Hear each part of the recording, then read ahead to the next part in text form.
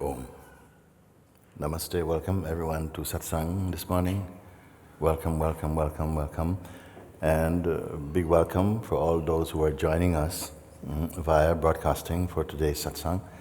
Wherever you are, I know that some people have had to make effort to wake up very early this morning in places in Europe and further afield in the United States and the South of America and so on. They are either staying up very late, but we are fresh here, and art to always be fresh. So welcome, welcome today, and God bless you. Thank you.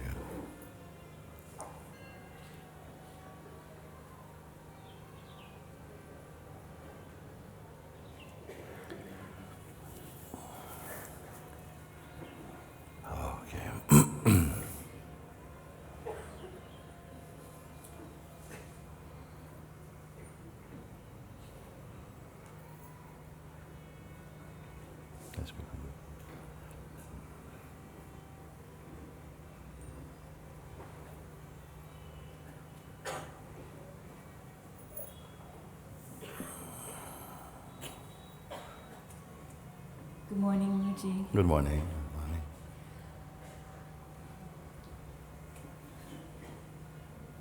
What is the role of enthusiasm in being connected to the isness?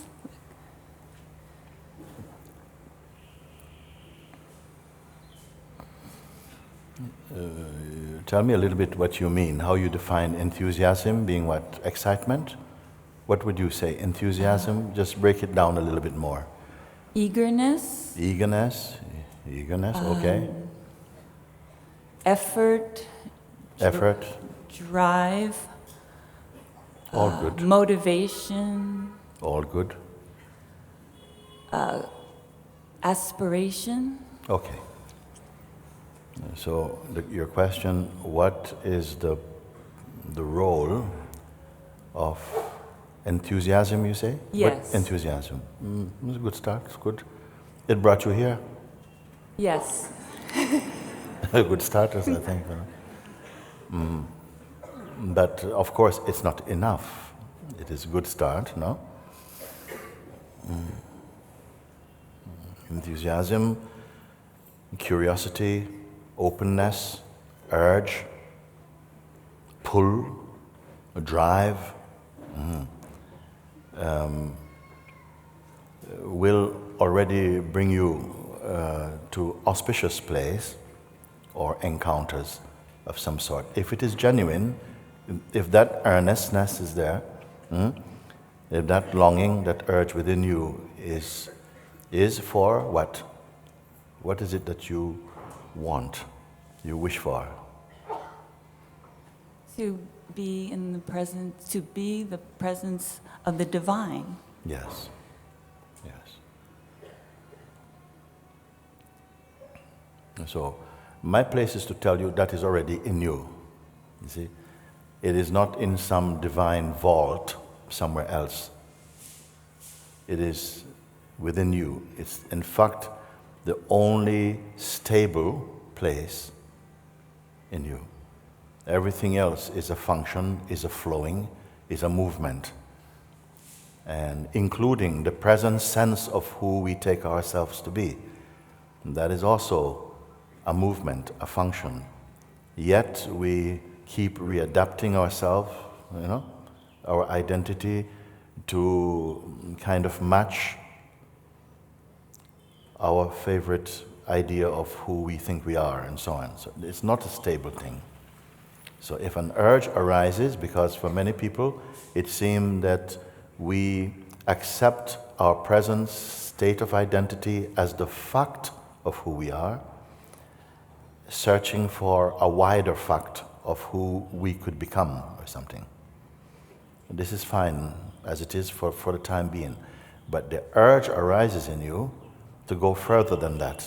I don't merely want to discover or to learn about it mentally, because many people, they have maybe a very sharp intellect, and so they can grasp where this is going to at an intellectual level. But we know it is not enough, that it has got to combust into experience, because only through experience are you equipped to then say you can stand in the authority of your own discovery. So that has to be the fulfillment of the urge, must become your direct experience, the proof unto yourself, like this. So as I said earlier, that we read about it, it agreeably, it can feel very good. I understand this, I see that it must be true, but yet people still say, but I come now to have the experience of it in order to validate that for my own self. So I assume this is why we are in satsang. I don't have blackboard, I don't have whiteboard, I don't have a video to show you. We are conversing directly about this. So you have now stated your urge. I want to be established in my divine self. Yes. Okay.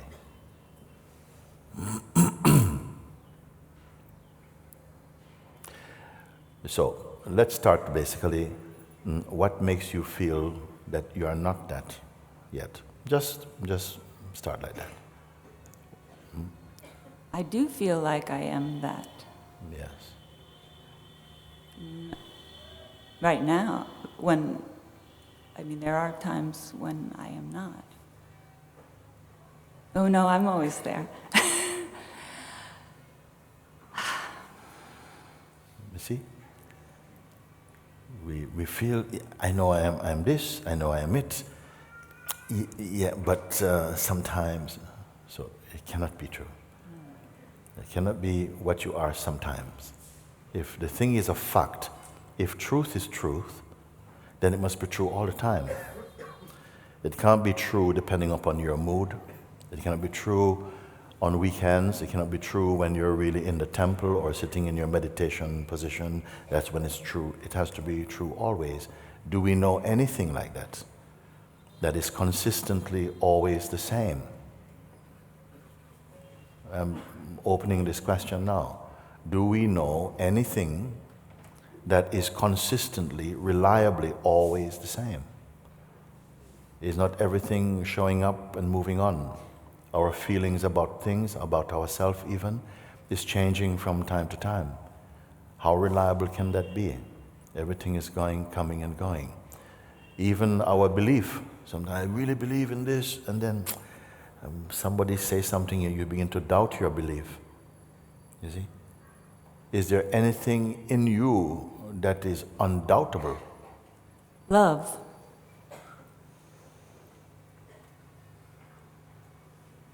Let's break it down.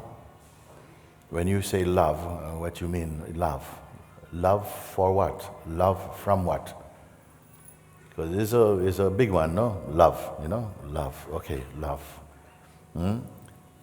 Could you say something about this love that is always consistent for you? Love. It is your consistent experience? Like looking in the eyes of another. What you see? Beauty, looking at a flower, looking. Let's leave the flower for a minute. Let's go back to the person. Okay. You always look in the eyes of someone and you see always love? No. You're always looking from love yourself? Not yet. So it also is not consistent. If we speak about truth, and then even sometimes people say, yeah, it's true, it's kind of there, but then it goes away. So that cannot be the truth I'm speaking about. That which come and go, you see? And who is the witness of the coming and the going? You say even as elevated a virtue, you may say as love is, it's not always consistently perceived. No? Sometimes I see hatred, sometimes we feel suspiciousness, sometimes we feel so many different feelings. So is it what we are can you rely on what you see? Or is what you see also depending upon how you're feeling even? And how we are feeling, is that consistent, you see? This is my point. So it feels that whatever we can perceive through the mind or the senses, we cannot see them to be reliable and consistently always the same. They change depending upon mood, depending upon distance, depending upon your concept, depending upon so many variables. Where am I going with this? That is there anything that you have found that is consistently ever present, that does not change, but is not stale, not stagnant, not rigid? Have we found anything like this?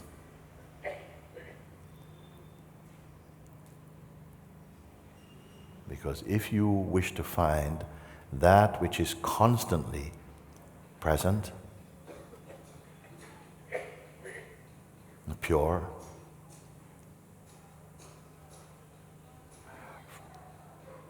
out of which always is flowing this love and peace, this joy, this silence, this fearlessness, compassion, even-mindedness.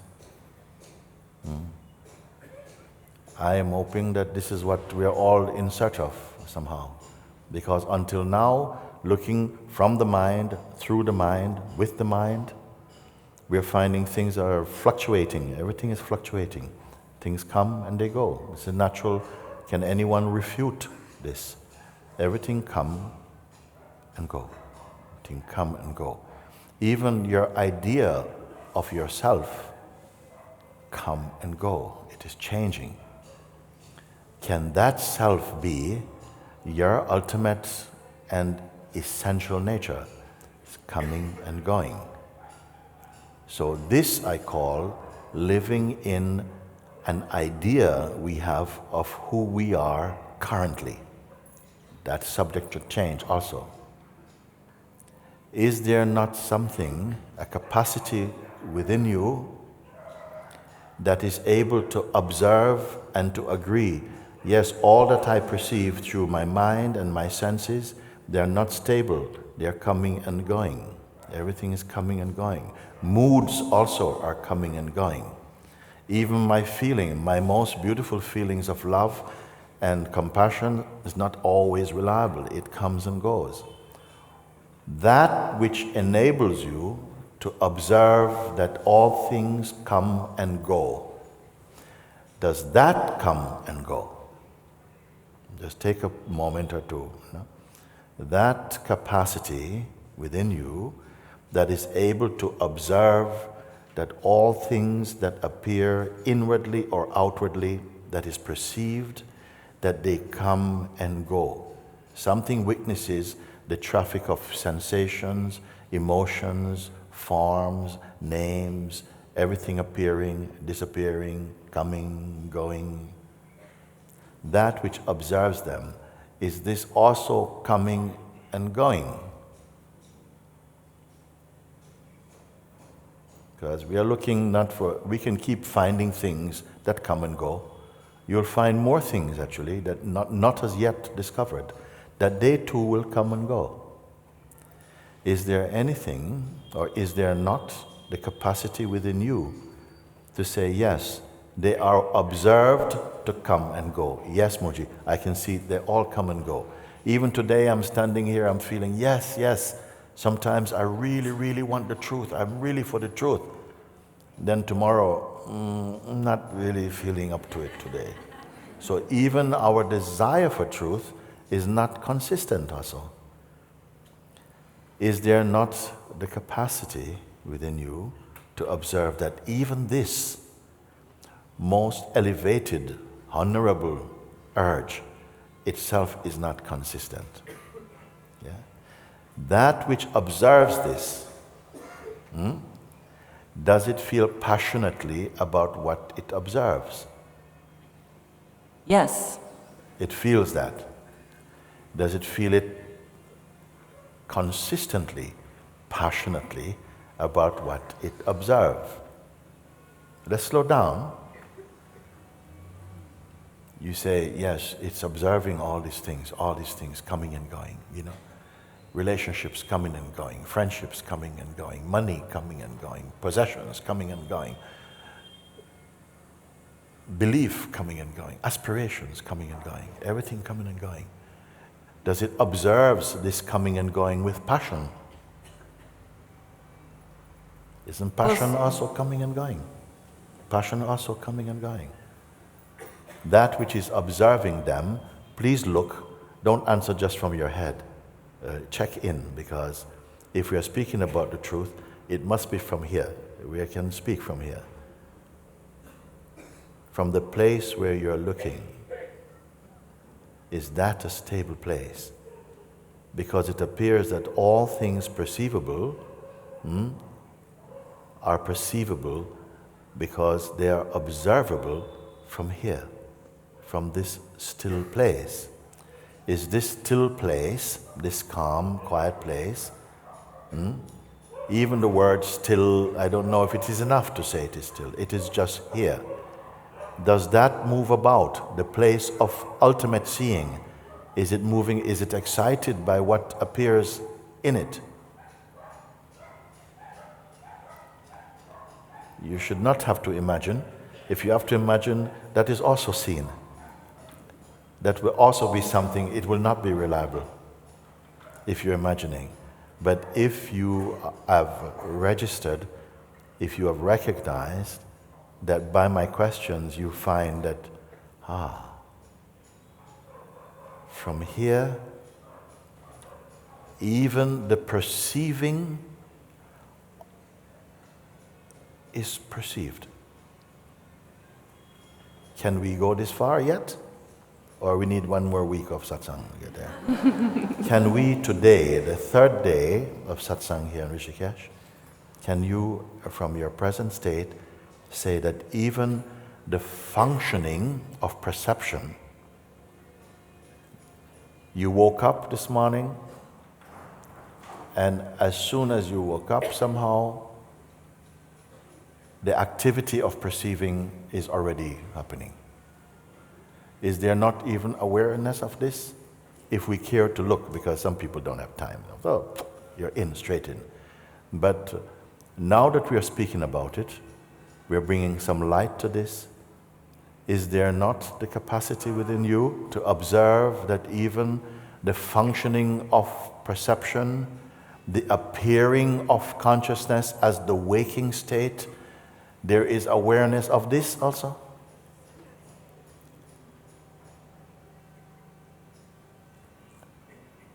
And if it is the case that even the arising of consciousness, the beginning of the mechanism of the functioning of consciousness, that there's an awareness field in which even this is also seen.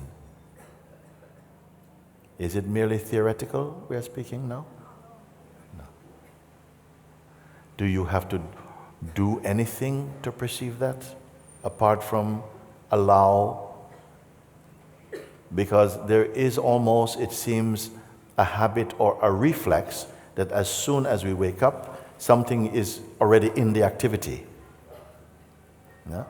But there is a capacity, an ability within you to just to be in your stop place and just to look and see. But all this thing is up. I didn't log them in. There's something. Wake up, and immediately there's perception and perceiving and feeling and everything. Is that observable or not?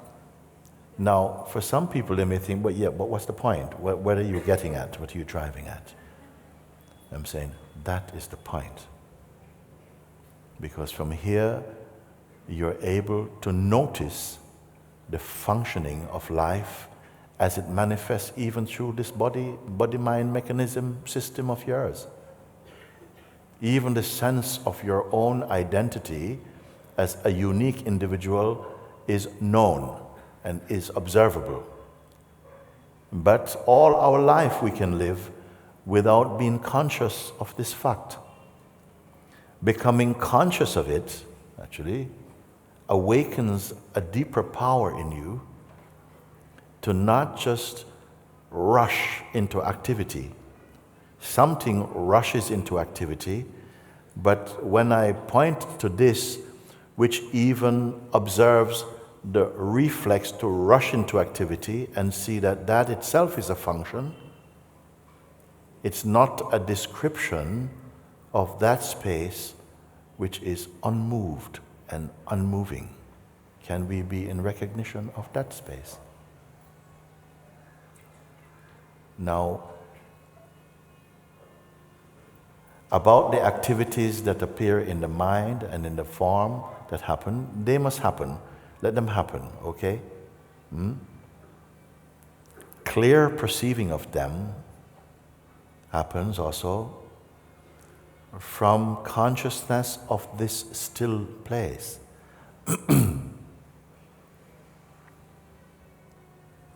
As I'm speaking about it, is there any distance or separateness from this still place?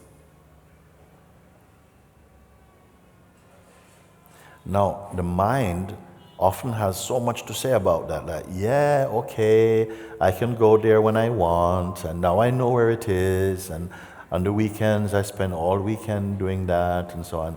Who is it that is commenting about it? We have the sense that it is ourselves. Yes, I do this Mooji, I do it every weekday, every morning I get up, I meditate, I get back to myself, and those kind of stuff.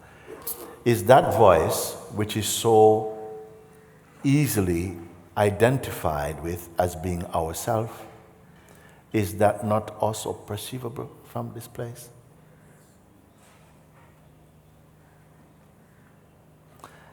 Sometimes from our mind it comes, but yes, but what is the point about being in that place? Nothing happens there. Nothing is happening there. I'm not here just to be in nothing, no happening. I've got a life, got a purpose, got things to do, people to see, money to make, places to go.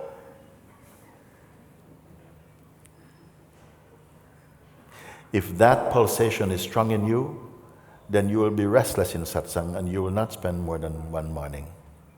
Then you've gone. It's not for you. But if you are able to recognize, but actually all movements began from this still place and are watched from this still place. So rather than going with the reflex of the mind to start to judge or to assess this still place, which we can visit, I spend time there. I don't spend all the time there, but I go there. It's my favorite place to go, and stuff like this. And we stay in the position or the perspective of the voice that says, yes, I know that. I know I am that. Is it that? And what is that still place? Is it some inert, dead space that we just run away from activities of life to go into this non-happening place as your own private bunker?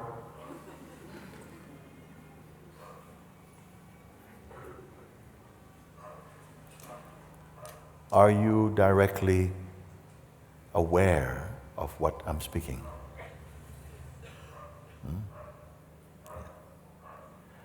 How strange it could seem that by simply abiding, staying there with your attention, giving it your attention, because presently now I have to address you as the one we often speak from this place, the place of the person, the place of the journeyer, the place of the seeker, who is trying to get back to the source, which feels a very credible voice, to say is not even the intention of the seeker to come to that place, watched from that place itself. I've gone too far too quickly? It is not going to be something that snap, got it. Thank you, Guruji. Have a nice season. I'm out of here. Thank you. As from now, call me Buddha. Thank you. It's not going to be like that. Because the force, the momentum of habit is going to keep rising up to sink your recognition. There's going to be a little struggle come. Because certain forces are operating within the system of consciousness, the human form of consciousness, these dualities, a force that moves towards the life of things and people and becoming and this and thatness, and another force which is more attractive towards the inner way, towards a life of peace, of contentment. And when I say silence and stillness, I don't mean a life where you're like this all the time. You can be like this in your heart, outside doing everything you're doing perfectly well. You don't have to tell anybody about it. But if you come to this recognition, your mind wants to say, okay, got it. Now I know. I got the technique of how to be. Okay? Don't buy that. It is like you have found your diamond.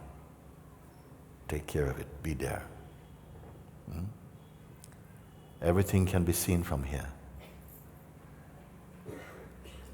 The psychological self or mind is going to keep coming back and telling you things.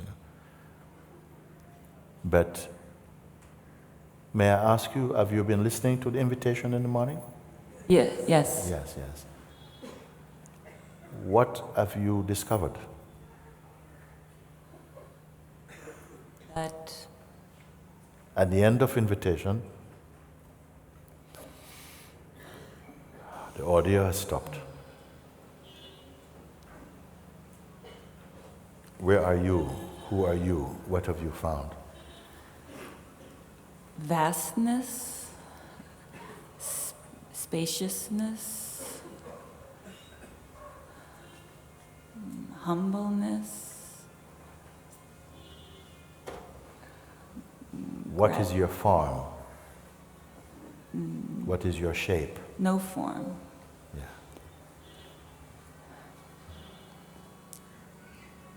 What you discovered, did you create it? Yes. You created it. What you mean? Like I created all that those forms. That which you discovered, is that a form? No.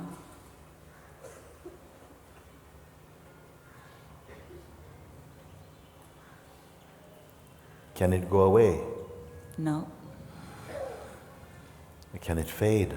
No. And you? I am here.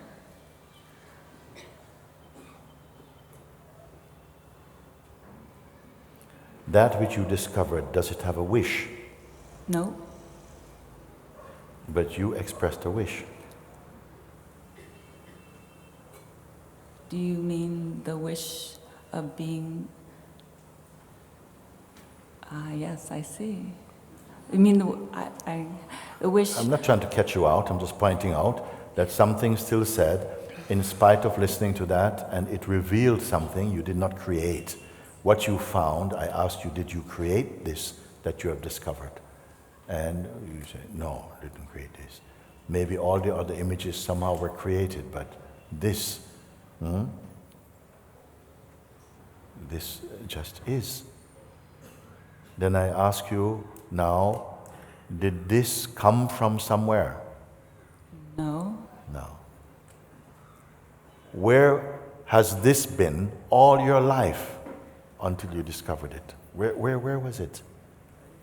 It's always been. Yeah. Yes.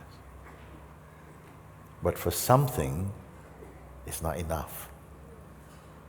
Something is saying, yeah, it's always here, it never changes, it cannot fade, all the right answers.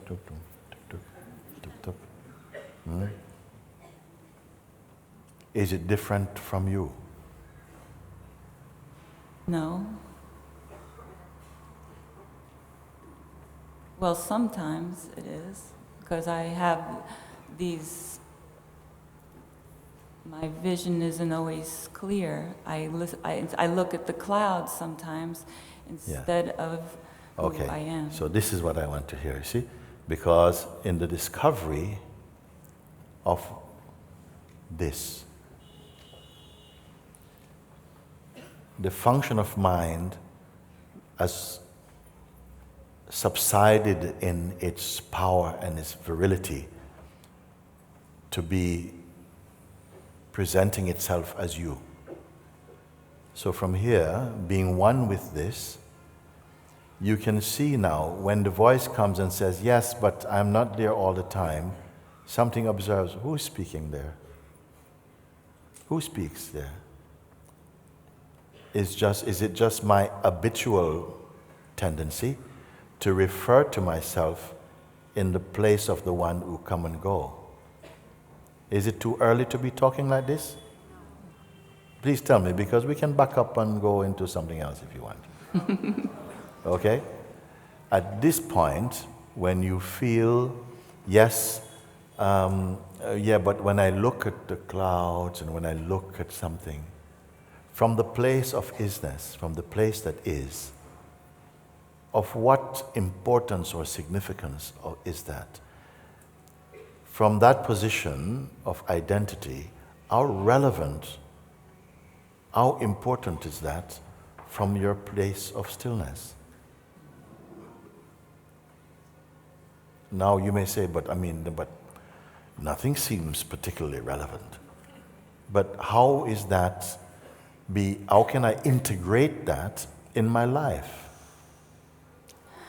You being what to integrate it?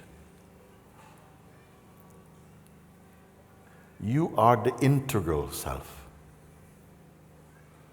You will begin to recognize life is not something I'm living. I am life. Am I speaking too early? I can stop.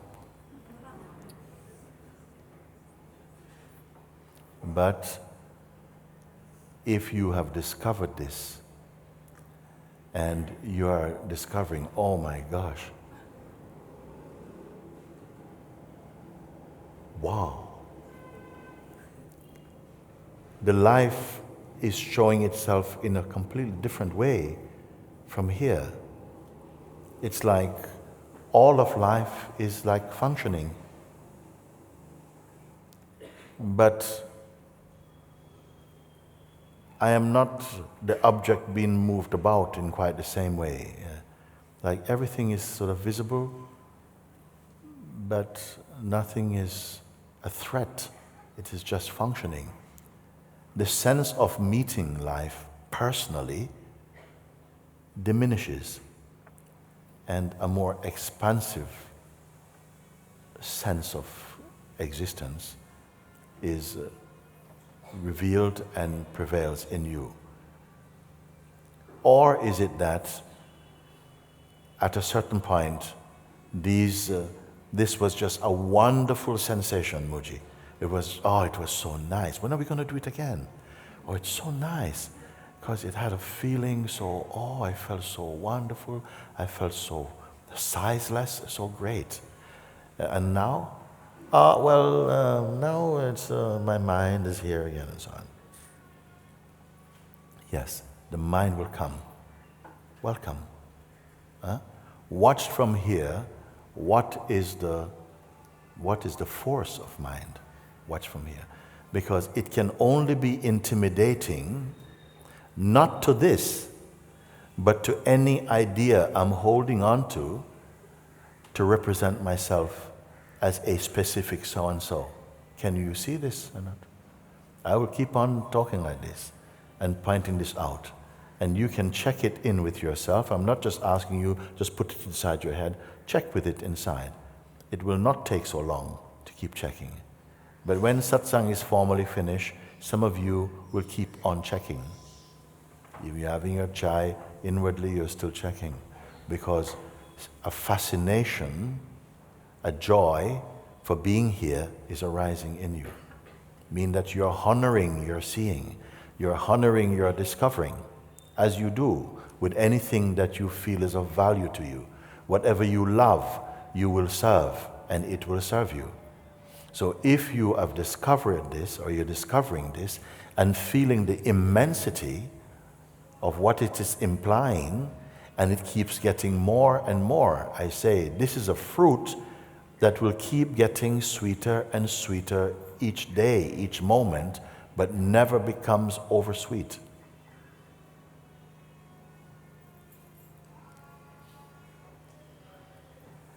If you honor it, meaning how to honor it, light candles to it, say mantras to it, no, you don't have to do. You can, but honoring it here in the simplest way is keeping your attention on this and confirming it over and over again.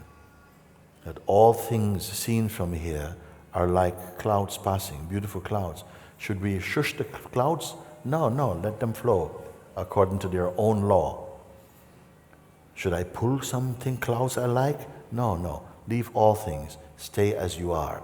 This is a secret that few have discovered. Although all are this fundamentally, but it has to be experientially yours. Have I put a burden on you to say this thing? No. No. Why? Because I've not asked you to create something. If I asked you to create something, you could say, Guruji, I'm not a creative person. My sister is an artist, she's very creative. It will be good for her. I have not asked you to create. I'm only asking you to look.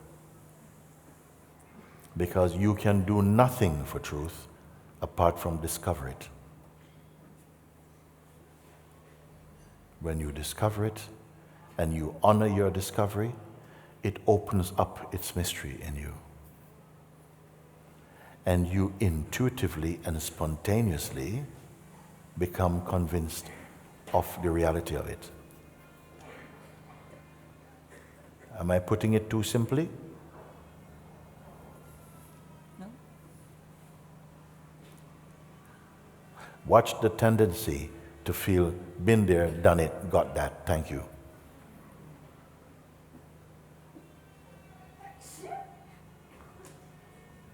You can only move more deeply in it.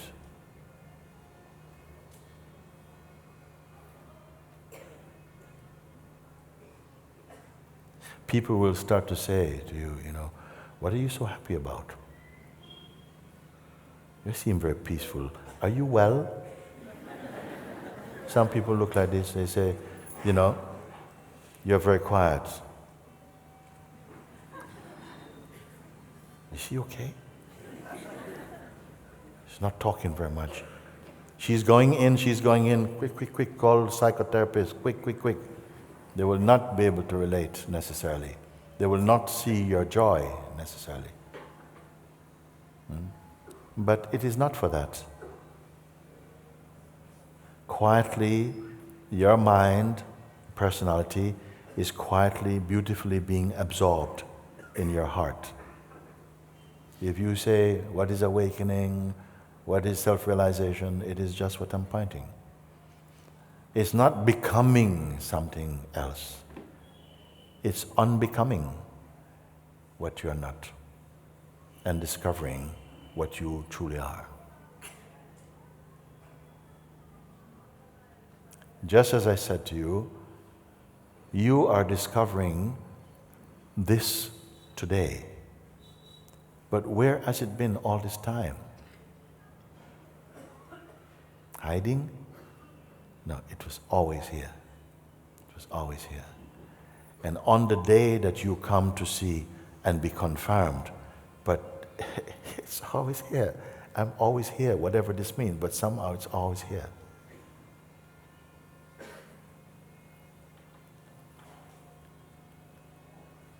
I don't know what to call it, if I should call it enlightenment or freedom. I don't know, I just am. And don't wait for someone else to validate that for you. You'll be in your natural peace. Of course, the mind is not going to go, well, out of a job, let's keep on hunting. No, it will keep trying as long as you're open for a little business, it will show up. Remember me? You see, it will come. And we need not be, in my mind is come, I've lost it, and so on, because that is effectively advertising your own mind. It come, let him come. Who is he here to you in this moment? This is your test. It's not a spiteful test. It's just we need testing in order to test out, to make use of the power of discernment, of discrimination, that will be your bodyguard to freedom.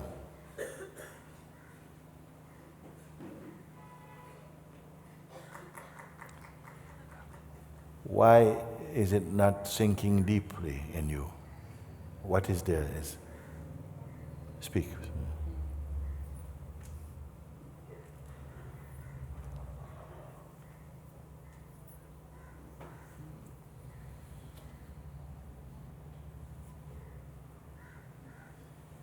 Well, the word discernment popped up in what you just said, and I've heard that before. I think what happens is I listen to the ego making making discernment instead of my true self. If you can watch the ego making discernment, no? Which is a fear statement, I'm watching the ego, because ego is also capable of observing. What's the difference, ego observing? Well, the difference is that ego observes with self-interest only. To what benefit me, So it's biased. So that place cannot be the true place of observing. It is a localized, selfish kind of observing. And that is observed. So the minute that's clear, a deeper field of seeing is present. The ego is not itching now. It's just showing up as another thing. You have transcended its voice. You have overcome its influence. Little by little you go, little by little. If you can say that I can even observe my ego identity playing the role of observing and so on, that is because a deeper seeing by grace is emerging in you to say, but even this I can see. Because largely in our life we don't see this. We accept that voice, that voice is true and truth. But now a deeper space of seeing is opening up inside you, where it is not so volatile, not emotional. It is very neutral, very clean. It is not invested in anything that it perceives. Are we in recognition of this thing as we speak? I'm not giving you homework. We're just talking here, And this is my trust, because knowing it is here, everything you're searching for is right here. At the moment, we're looking also at seeing the things that seem to come up in front, that seem to capture our attention easily, and that amounts to a kind of distraction from your natural intuitive recognition of what you cannot not be.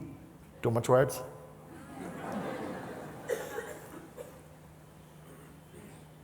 And we can spend a lot of time picking at things here, and yes, but my mind is saying this, and my mind is saying that, and showing that we give so much respect and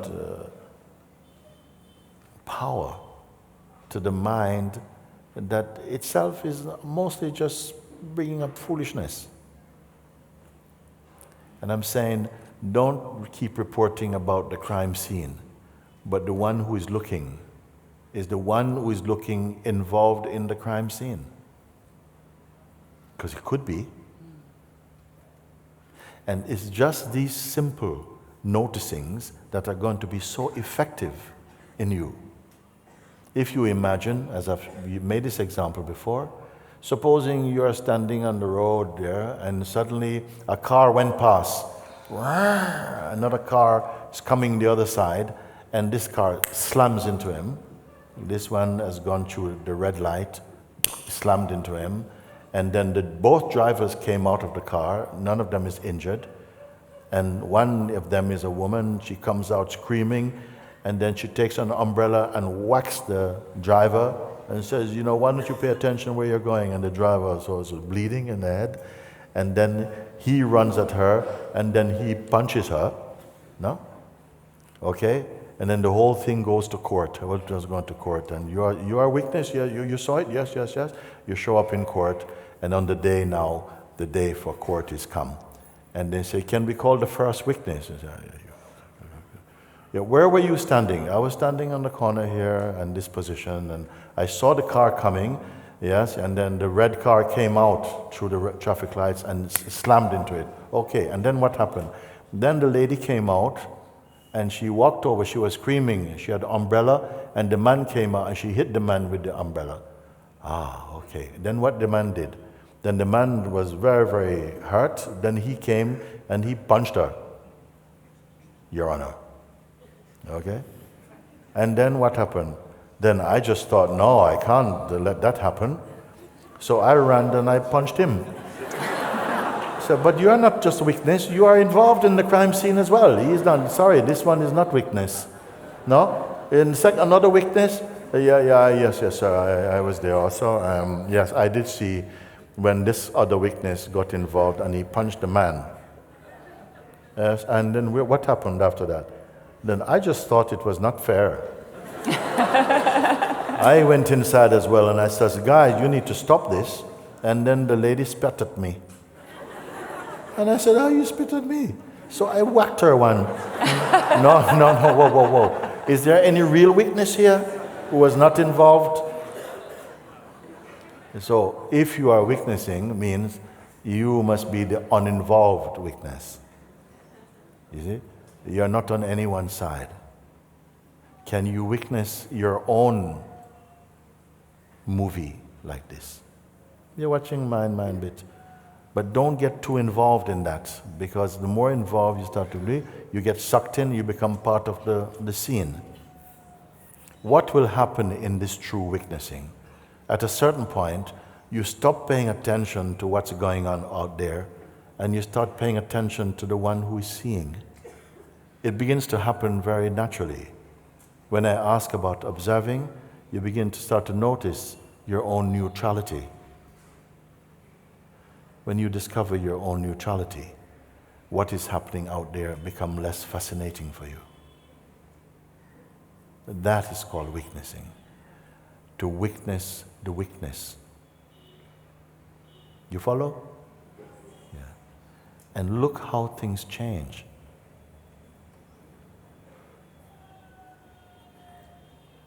Everybody's reporting about the story happening outside, and this lady, and this thing, and that thing, and the deal fell through, and so and so. But the one who is seeing this and reporting about this, is this one also witnessable?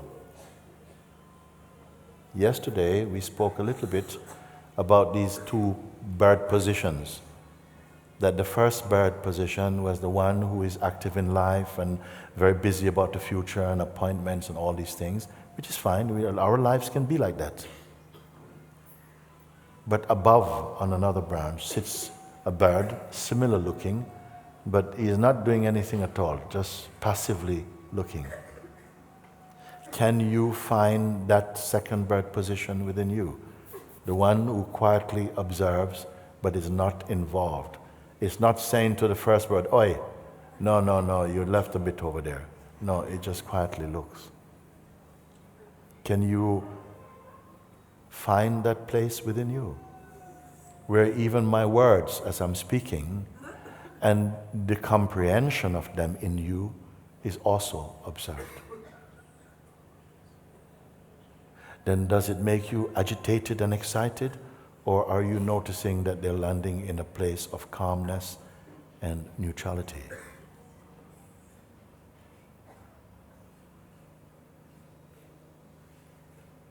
That even this weakness is itself noticed as a function. You with me? Yeah. Are you at the back less with me? Thank you. So, this one, first, most of us, we are talking about the activities we encounter as life. We write books about it. We write many things on Facebook and YouTube, and we make things about the things that we want, that we think is going to interest other beings. But now I'm asking you, the one who is noticing all these things, but is also aware of themselves noticing. So, whoa, that's a bit different. Then the story doesn't feel so hot because the self-awareness of the witness is coming into it. And that's a much more stable and powerful place. May I go one step more than this? That even the function of witnessing is itself perceived. That the act of seeing is itself seen. Are we on the same page?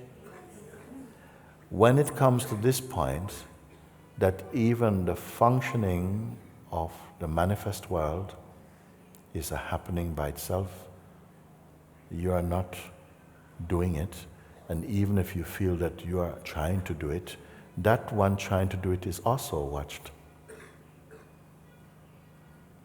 In the place of this ultimate watching,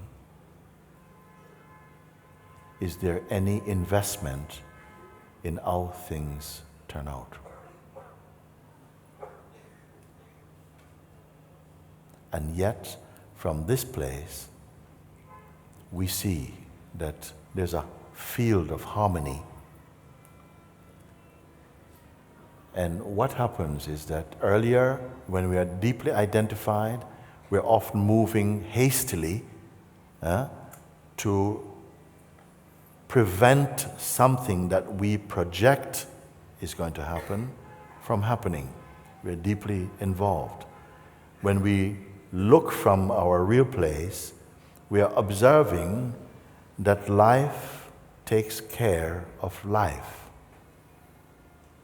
Same field, different perspective. When we notice this, a calmness arises within us. A trust begins to blossom inside you. More peace is noticed in you because of this trust, because of this wisdom, because of this seeing. People may say, wow, let's go and talk to him because he seems to know a lot. But the fact is, you know nothing. The knowledge that the world so much venerate is not the way things are functioning in you. Your life is spontaneously in harmony with the what is and its manifestation. This is why I say there's one earth, but there are billions of worlds. Each world being made up as a psychological construction, projection, imagination, concepts, identity is shaping our unique view of the world. This is why when Christ said, trust in God, trust also in me, he said, because I have overcome the world. He overcome the world appearing in his own system, and by overcoming the world appearing within his own conscious system, he overcame everybody's world.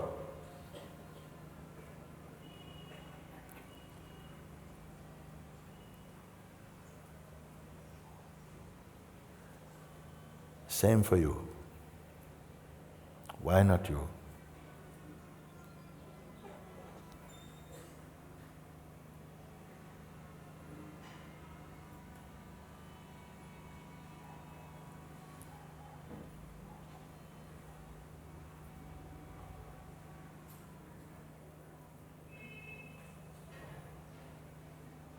It is not something you can purchase over the counter. If you are touched by what you hear and what you feel within you, then grace will continue to deepen that urge and to support your discovering. It's a natural thing, and grace will move automatically in you. You will start to meet beings maybe who have a word that you needed to hear. Someone will say to you, listen, come here, I want to show you. And rather than suspiciousness arising first, a trust is there. And you go and you find, wow, it was so fantastic I went. You will not move through fear, but with openness and trust, not naivety, because grace is with you.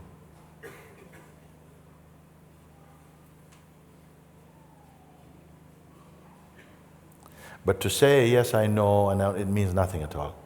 Yeah, I know I am this, I know I'm this, I'm always this, there's only this, Do you know how annoying that can sound when it is not true? It's only theoretically true. It must be experientially true for you. When it is experientially true for you, you tend not to say it like that. You keep quiet. I'm not trying to teach you how to behave, I'm just saying that.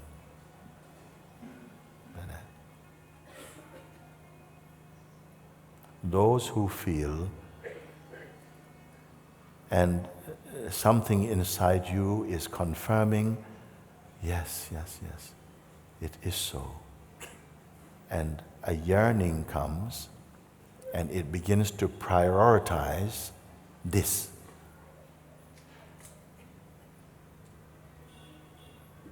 Because you are beginning to discover your timeless nature. Your timeless nature is not against any particular activity per se. Rather, it makes use of whatever activities there are and it blesses them. It brings out the best in them. We may have heard differently.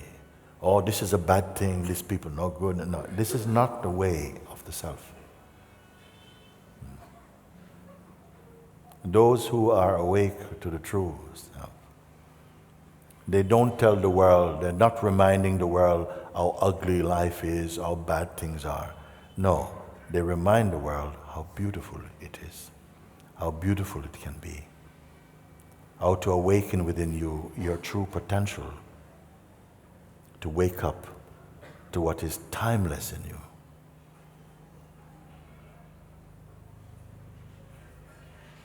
The perfume arising out of that seeing is peace and openness, joy, wisdom, love, compassion, silence.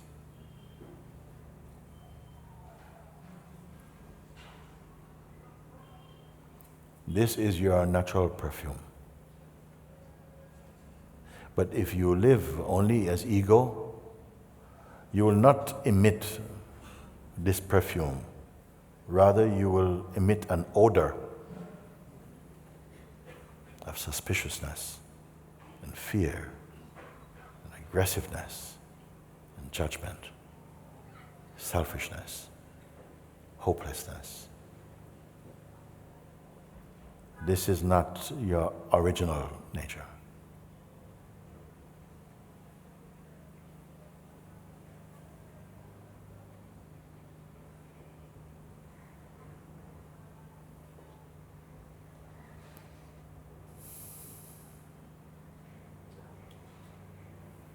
So, thank you for raising this point. It was not personal to you. It was universal to you.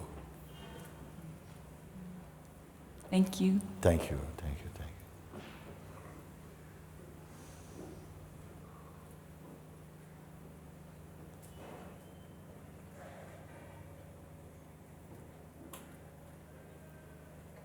I see you. Yeah, go this way. This one, go this one. There's a microphone here now.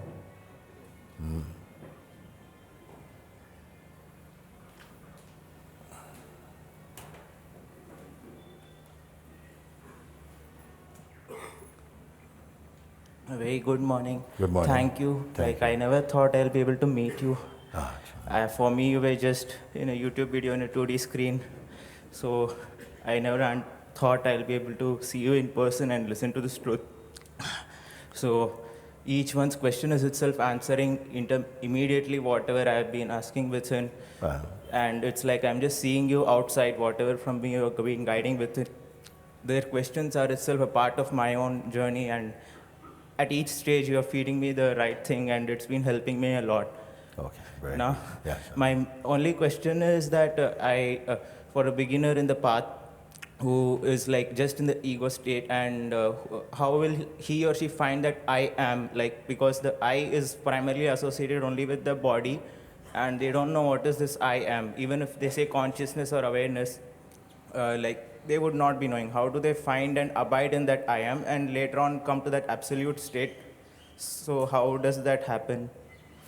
Okay, thank you. It's a good point. Stay there for a minute.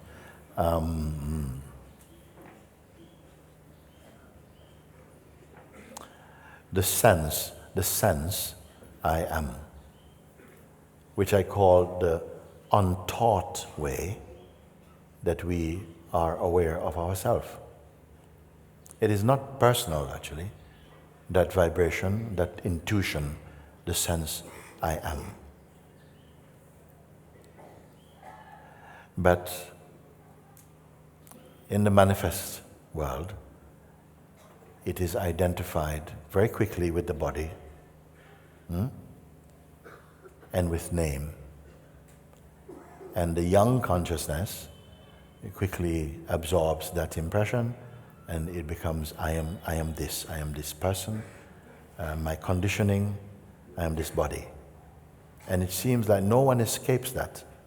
So it seems like an intentional act of the universal consciousness that when consciousness manifests as human being, it will adopt the body as its base.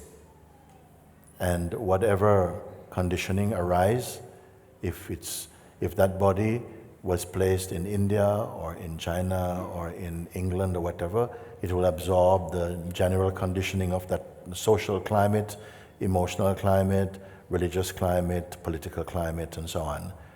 Plus unique strands that are contributing to the unique expression of each one, but these strands, they are almost untraceable where they come from, that constitute what we may call the sense of the person.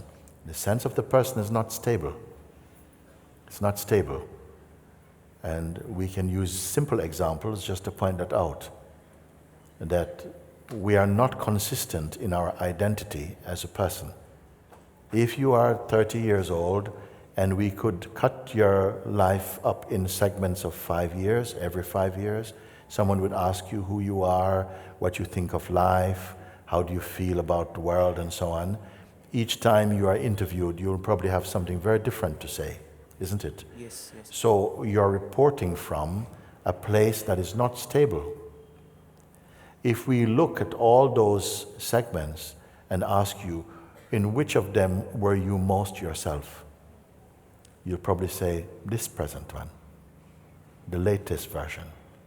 And it can only be a version.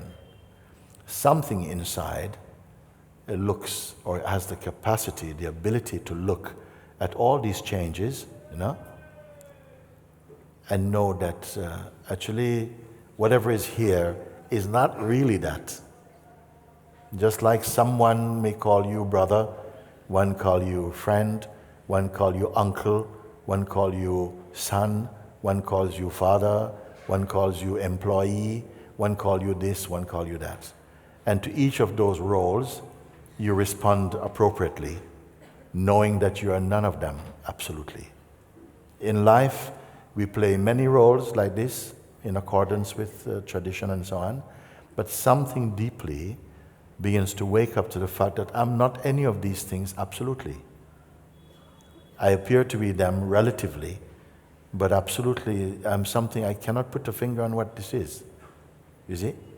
And if you ask about this sense of I amness, the sense of yourself as just consciousness, for a while most people are not interested in that. They are functioning as that, but they are not aware of it. So I would really, once I was in the United States and a man came, he was making films, and in fact he had made a film about my own master called Call of the Search. Many people know about it. He wanted to interview me. But right on the moment, just a few moments before we start interview, he said, "Can I ask you not to use any spiritual words?" It was quite a challenge. Because I'm going to be showing this, I would like that children can watch this and not have to think what it mean consciousness, what it mean Brahman, what it mean, all these things. Can you avoid any spiritual word? I said, okay, let's have a go and see. So let's have a go to see. You ask, suppose people who appear to be starting out for the first time, yes, how do they get in touch with this feeling of I amness. Yes. Well, this morning you listened to the invitation, no? Yes. Yeah. Yes. This would be a simple way also. Say, well, let's listen to this thing for 15 minutes and see if you can follow. Because it's not using any spiritual words. It's very simple. Just say, let's for the moment, we suspend the habit to do this, just for a moment. Afterwards, you can pick those things up again. But just leave that for a moment. And the tendency to describe who you are, let's not do that for a moment. If you don't do this, something remains, but we don't have to say what it is. If you don't get into the habit of saying what kind of world you want to live in, who you'd like to be, what you want for the future, just suspend these habits for the moment. And you'll find something is still here. If you don't call yourself, I am a technician, I'm a musician, I'm a doctor, I'm a lawyer, I'm this, I'm that. If you don't pick up any of these labels for a moment, are you still here or not? Something, yes, I'm here. Is there not just a feeling of just being? Not being anything particular. Just sometimes you wake up in the morning and the machinery of thinking has not started yet. Just your natural being. You're not engaged in any thought activity. But you know you're here, isn't it? Yes. Yes, you know you're here. You see? This simple feeling of being, that is your natural I amness sense and state. Everything else, the mechanism of thinking and identity and past and future and projection, imagination, judgment, preferences, bias, all these things, they are modes of mind. And actually, if you're aware of them, they will not capture you so easy. If you just stay in this place of simple isness or beingness, you'll find that you can understand, interact with the beings without being pulled into the noise of any concept. That would be a simple way of starting. Okay. And additionally, is it that the grace is needed to even completely shift attention towards the I am and practice it? Grace brought you here.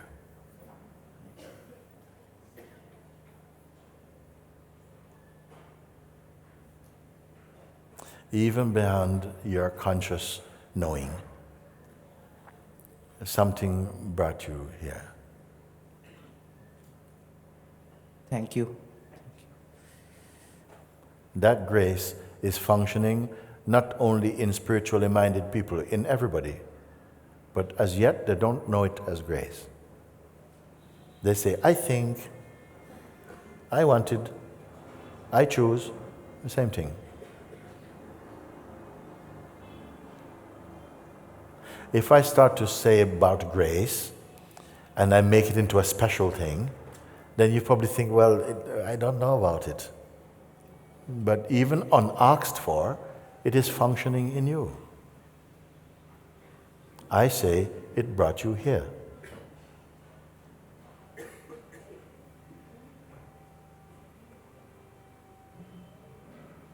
The more you open to it, the more you'll notice that, whoa, my life is supported by something.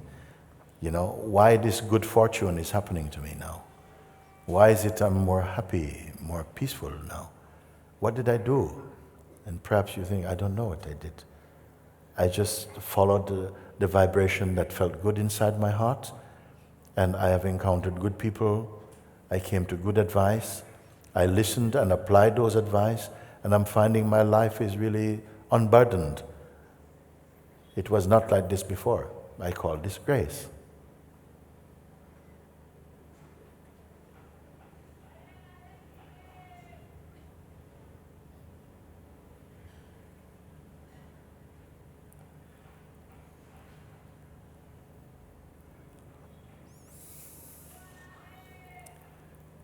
To be thankful is act of grace also.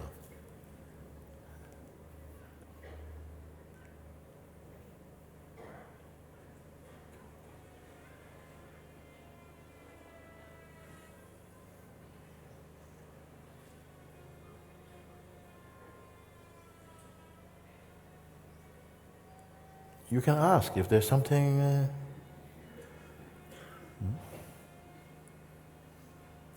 I wanted to come to you just for 5 seconds and touch your holy feet. Will that be possible? It's possible, not necessary. Our conversation happening like this is enough, actually. If you hear in your heart what I'm sharing, it is already good like that.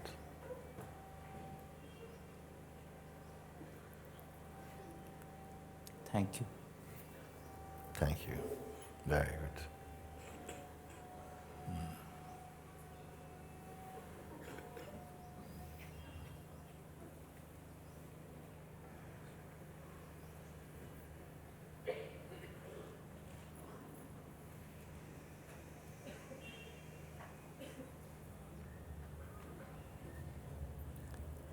Namaste, Guruji. Namaste. I'm grateful for your pointings. Thank you. And the question that seems to keep coming up over the last few months and days, and I've been trying to suppress it to find my own answer, but I will ask you now. So I've asked this question to a few friends and different people, and I've had different replies. I'm very glad I have the opportunity to ask you now. It's about the role of a guru, and there are many teachers on this path that are talking about consciousness, and my own thoughts or feelings about this sometimes I feel is that consciousness or God has he chosen these people to talk about consciousness to us, and should we have only one guru in our life, or are we free to listen to other masters who talk about this as well? And the question of loyalty, spiritual loyalty, and I get a little confused about this, and it kind of throws me off my practice. Okay. Yes. It's like everyone is free to explore in the way that feels open for you and natural for you.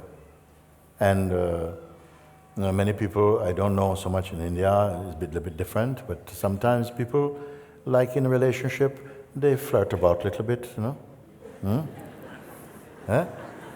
But once they found the one who really resonates in the heart with them, they settle down, flirting stop, isn't it? That is. Also, you may listen to many people and every person, why not? You know? In fact, if I say to you, the Guru is one, meaning not one person, just one. You know?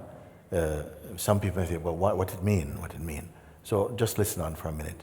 So if you have within you the inclination to listen to different teachers, and it's not a bad thing at all. It's in accordance with your own destiny also. You listen to different people, and you find that somehow within each voice is resonating a similar thing, pointing a similar direction, and it resonates with you, then it is helpful for you.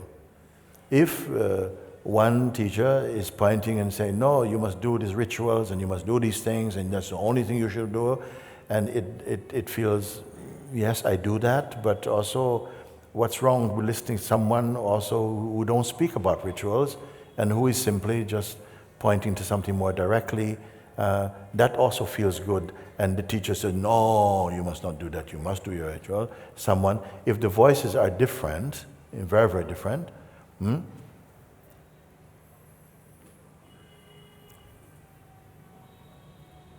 which one touches your heart? You see? If something really resonates with you, you feel, you know, when I go here, when I listen to this teacher, I feel at peace. I feel at peace. Then stay with them a while. Listen to them. Then there's no need to be listening to this one, no? You stay with them until it feels like, okay, it has served enough, like that, you know? But listen, not so much, I feel if truth is what you're searching for, you don't have to listen to too much teaching, because it's not possible to follow too much teaching. follow something that leads you to an experience which helps you to verify and to stand in the authority of your own discovery. Because belief is good, but not enough. Belief must convert into experience. And then you have the sense, I know, I am. Like this, I would say like that. Some people, they find one teacher that they resonate and they never move from this place because they feel nurtured and nourished by that association. Just like some people, they fell in love once and that's it. Others, a few more times, maybe more times to come, I don't know. Each one have their own orientation. If it is within you, or maybe you feel it is within your path that you must sample and listen to different voices, that's going to be good for you at some point. No? You listen and you see, okay, I've heard many things, but there is still something here that's not really touched by that. Then look on. It's not enough only to believe if the belief stays only conceptual in your mind. It must drop in. You must digest your seeing. It must resonate in your heart. It must change something. It must move whatever, or at least help you to identify the forces that you are perhaps still involved with, which are not in service to your joy and to your peace. That discernment is with you. It is a God-given power in you.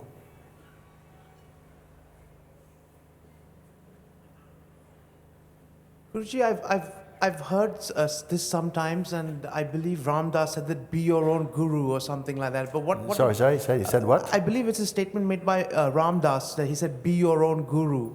I'm not 100% on that, but I heard that a few times. I don't understand what that means. Nobody understands what it means. Exactly.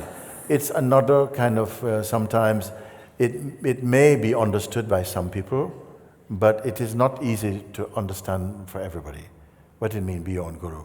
Some people, they have some arrogance in them. They don't like to show that they learn from anyone.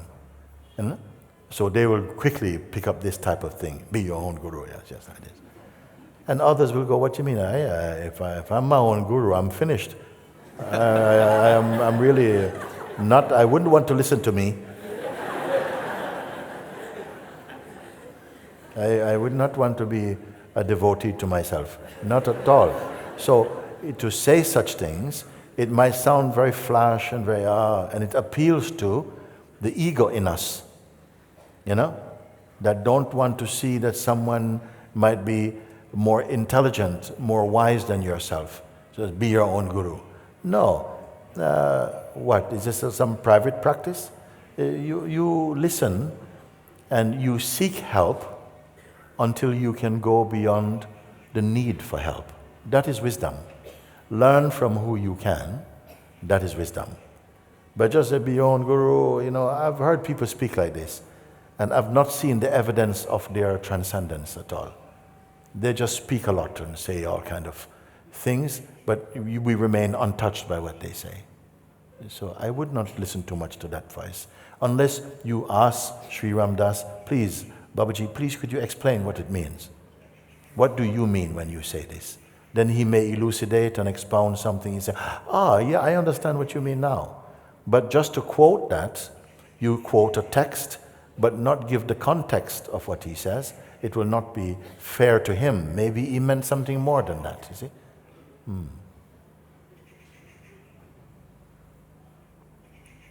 If you're speaking about Ram Dass from, I think he's living in Hawaii, is Ram Dass you're speaking? Which Ram Dass? I saw a mural on a wall with Ram Dass, just a quotation saying be your own guru. So and I've heard a few people in conversations might bring that up. When I've asked about this one guru and I said everybody is a guru, whoever you learn from is a guru. I've heard lots of different things, like there's one Satguru and then everyone's a guru, your family can be your guru, your friends can be your guru. But it is true. Yeah, so the whole world is your guru. Yeah. Can you understand that? If you're open, you will learn from everything. From everything. Wasn't it Dattatreya himself, when he saw we was watching and he saw that a tiger was hunting, was waiting for a deer, and he was moving through the grass like this, and he was so focused, so quiet looking, like this, waiting. And he says, "Oh, what attention, what focus. I would love to be as focused as that, to focus on the truth, like this tiger is focused on that deer. This tiger is my guru. Thank you to the tiger." You look at the water flowing. He says, "Oh, how flexible. It hits a rock and it doesn't argue, it just flows around the rock." He said, "Oh, water, you're so flexible. That water is my guru." If you can learn like this, then fine. No? Then you can say everything in life. Both the beautiful and ugly things, they have served as my guru. But there may be one being who really resonates with you in such a way that each thing they show and they bring out in front of you it's so to the point, depending on what you are searching for. You see, if you are searching to be famous and searching for that, it may be different guru you're going to need. You may come across a good guru and say, "No, I don't want him, He just wants me to meditate, But if you find someone who speaks your language of your heart and speak with you, and you say, "You know what, I'm just fine, I'm trusting, I feel so much love," then you stay with this one.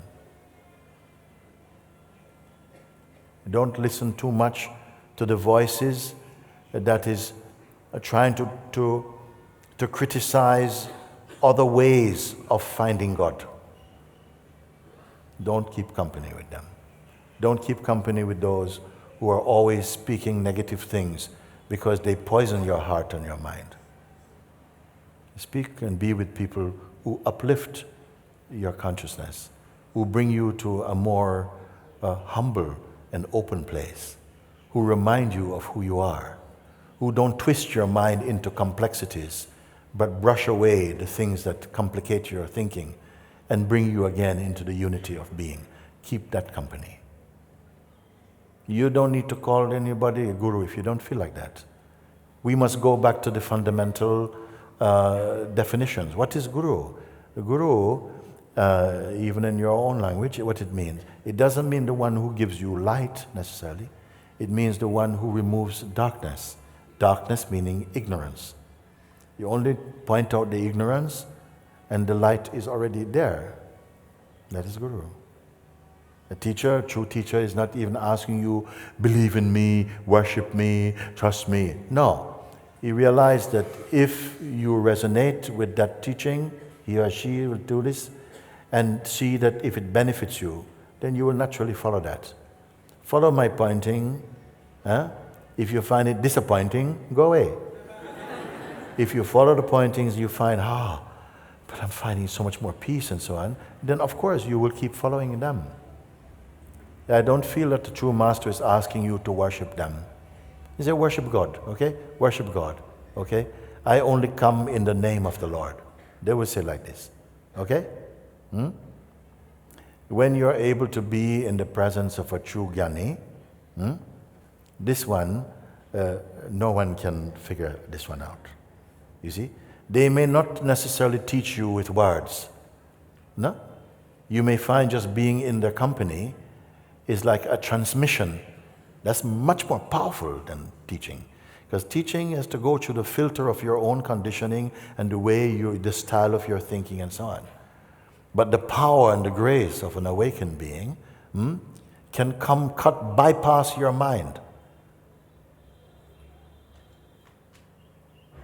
And you find, that even beyond your expectations, something is transformed in you. They may speak things that you cannot immediately comprehend mentally. Nevertheless, something is changed in you. I told you also that in the early times of sitting at the feet of Papaji, I was not learning very much, but I was changing a lot. This is the power, the grace of Sadhguru. It's not clever words. It's not, high impressive teachings. It is the teachings which are practical and they detonate inside you and they elevate your consciousness. Because the more you are understanding, it's like there's an elevation. The consciousness is rising to higher and higher altitudes. No? And on each step you go, is that platform, is functioning in a much higher field of consciousness. You find that sometimes we don't appreciate where we are or have been until you're moving beyond that state into a higher state. Then you can look back and say, oh my God, my life before was so restricted, only because you're moving into a more open field. You see? So we can't always rely on our own mental assessment. But when you are touched by grace, and the grace of a Sadhguru, you see, meaning the one who even without speaking with you personally and directly, you find in their presence, you are changing. You may not be able to articulate their teaching. And nevertheless, something is elevating and evolving in you. Seek that company and honor it. You don't have to worship if you don't feel. I don't feel anyone needs to be told, oh, you worship me, you must touch my feet. It's not necessary. If it resonates inside your heart, you will naturally respect and honor the one who is bringing you out of the darkness of ignorance and putting your feet on safe ground, is bringing you into the kingdom of God. Then you will honor this one or not.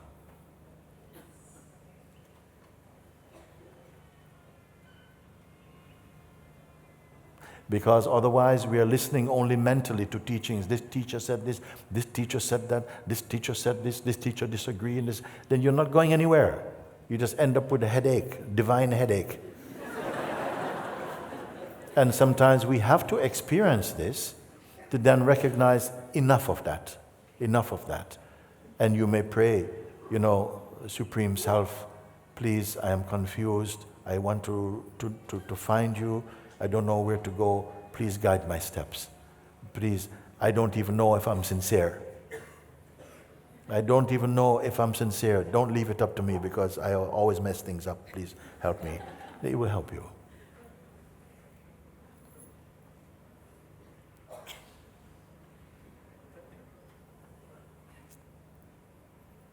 Each one will go as much.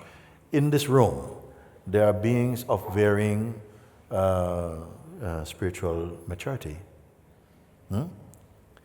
If one comes merely as a teacher, and how are you going to satisfy and reach the heart of each one?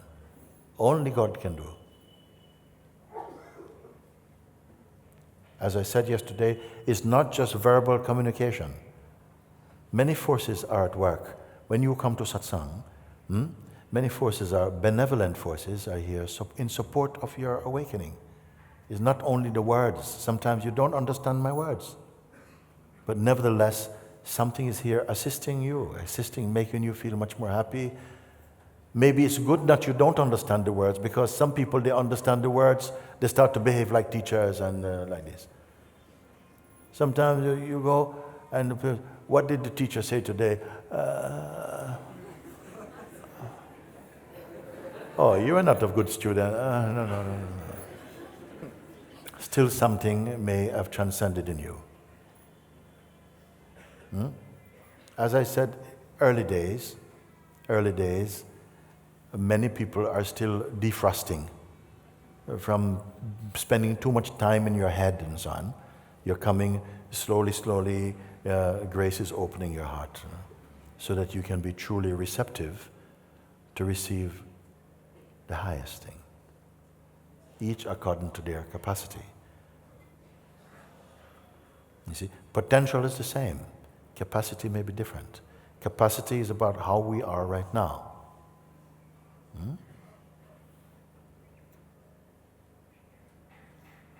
You are sitting in a field.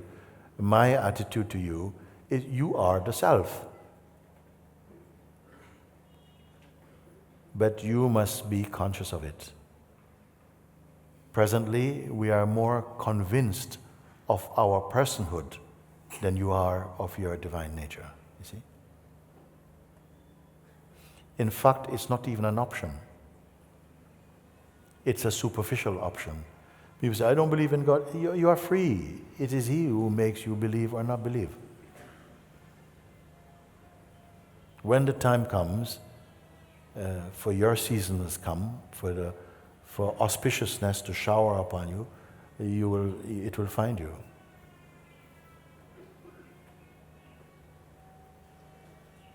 Guruji, is it enough to be sincere in your heart? Like, if I just put that in the context, like I was feeling a real pull to come down and be in your presence here. I wanted to also I had my some family coming over at the same time, and it's my birthday, and I was thinking, how do I felt a little bit in terms of having to make a choice, a decision. Had another friend who invited me to go and see the Dalai Lama, and I was kind of, I wanted to do everything, and then it kind of came down to like, should I choose one thing and give up the other things, or should I do them all? And I was just wondering, if I had the opportunity to pose this question to you, what would you do? So, okay. Yes. Easy one. This is itself the fruit of thinking too much. Because we are inclined to, which is the right choice, should I do this, should I do that, and so on, no? And not having given a sufficient time to really follow the simple pointings that is offered, and experiencing the fruit of that listening, you see. Because it brings you naturally back into your art's energy field. The more you feel for this, the more you are attracted to it, no? The more it yields good fruit in you. Then what will come is that gradually you'll find that your life is not so much about making decisions. Decision is very much a mental thing. It's very much associated with personhood. But as you become more relaxed in your natural state, it's not so much a sense of deciding, but of recognizing. And it feels energetically right. You see? Then it just feels, yes, I go here. It may not even come to that. You may find, without even making a choice, you are here in this place. You see? And this is something that you will be unburdened of this type of way. Because the mind will present some options that seem equally valid. This is happening, how can what's going to be the right? I cannot, is there any cloning going on around here? I can be in someone. No, you will not be able to do it. But as you drop inside more, become more peaceful, you see. More kind. You'll find that everything is flowing. You may not feel even that you're making any decision. You're simply moving in grace. These things happen. Does anybody know what I'm speaking about? Yes. You must know it.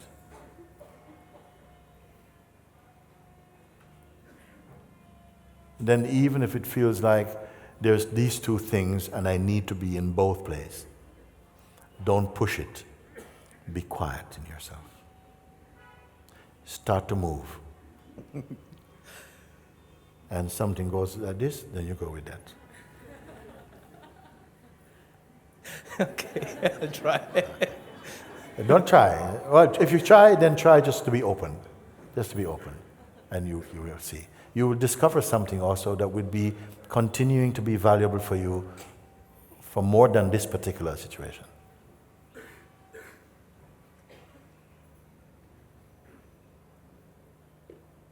If I give myself as an example, often I'm presented with many things, or this one, this letter, this request, this.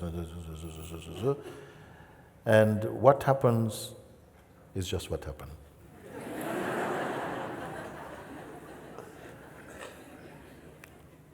But you can live with it, no? Something guides you, an intuition guides you. Make use of it. It's part of your natural, it's part of your true nature also. But to access and to fall inside your true nature, it takes a little humility and openness. You come and you listen. If your heart feels pleased, then you may want to come and listen a bit more, or to be in that energy field of satsang. That may find very good for you.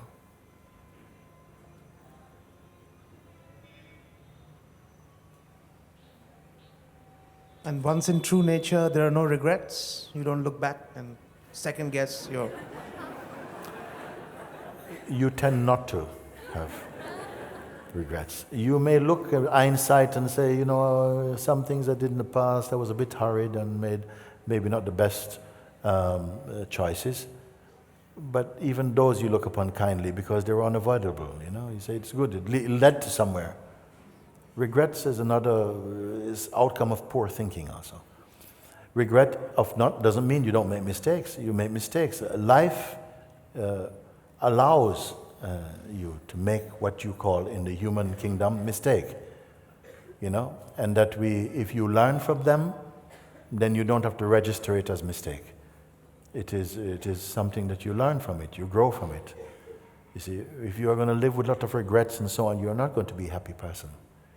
But if you can recognize an action done or a word spoken out of place caused some hurt or some injury, and the person is there, you can rectify it, go and put yourself at their feet. Says, please, Mother, forgive me.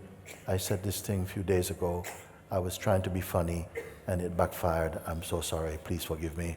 And she may say, I don't remember anything about it. But still, thank you. And you've cleaned yourself. Simple thing. Thank you very much, Guruji. Thank you. Yeah. You remind me of another Ramdas.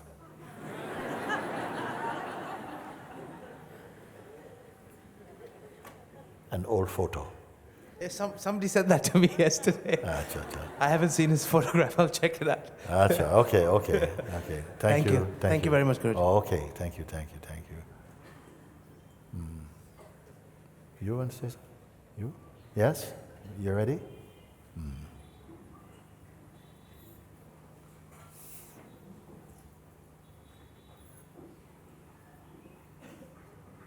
Namaste, Mooji. Thank you.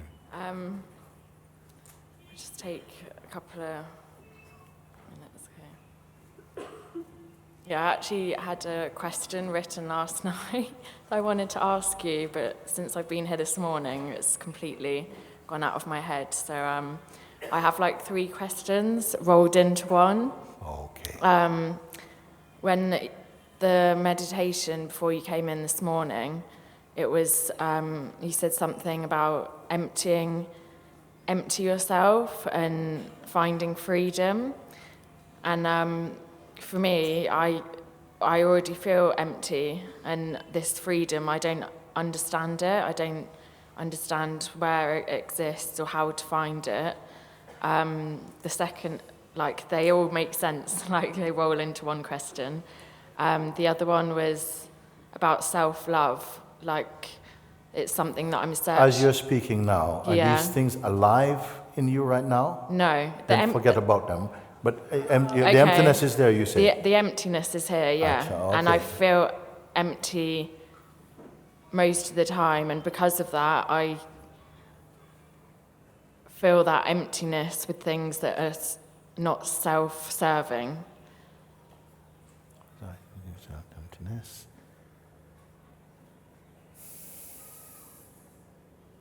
When I use word like emptiness, it's not emptiness about something or about this or about that.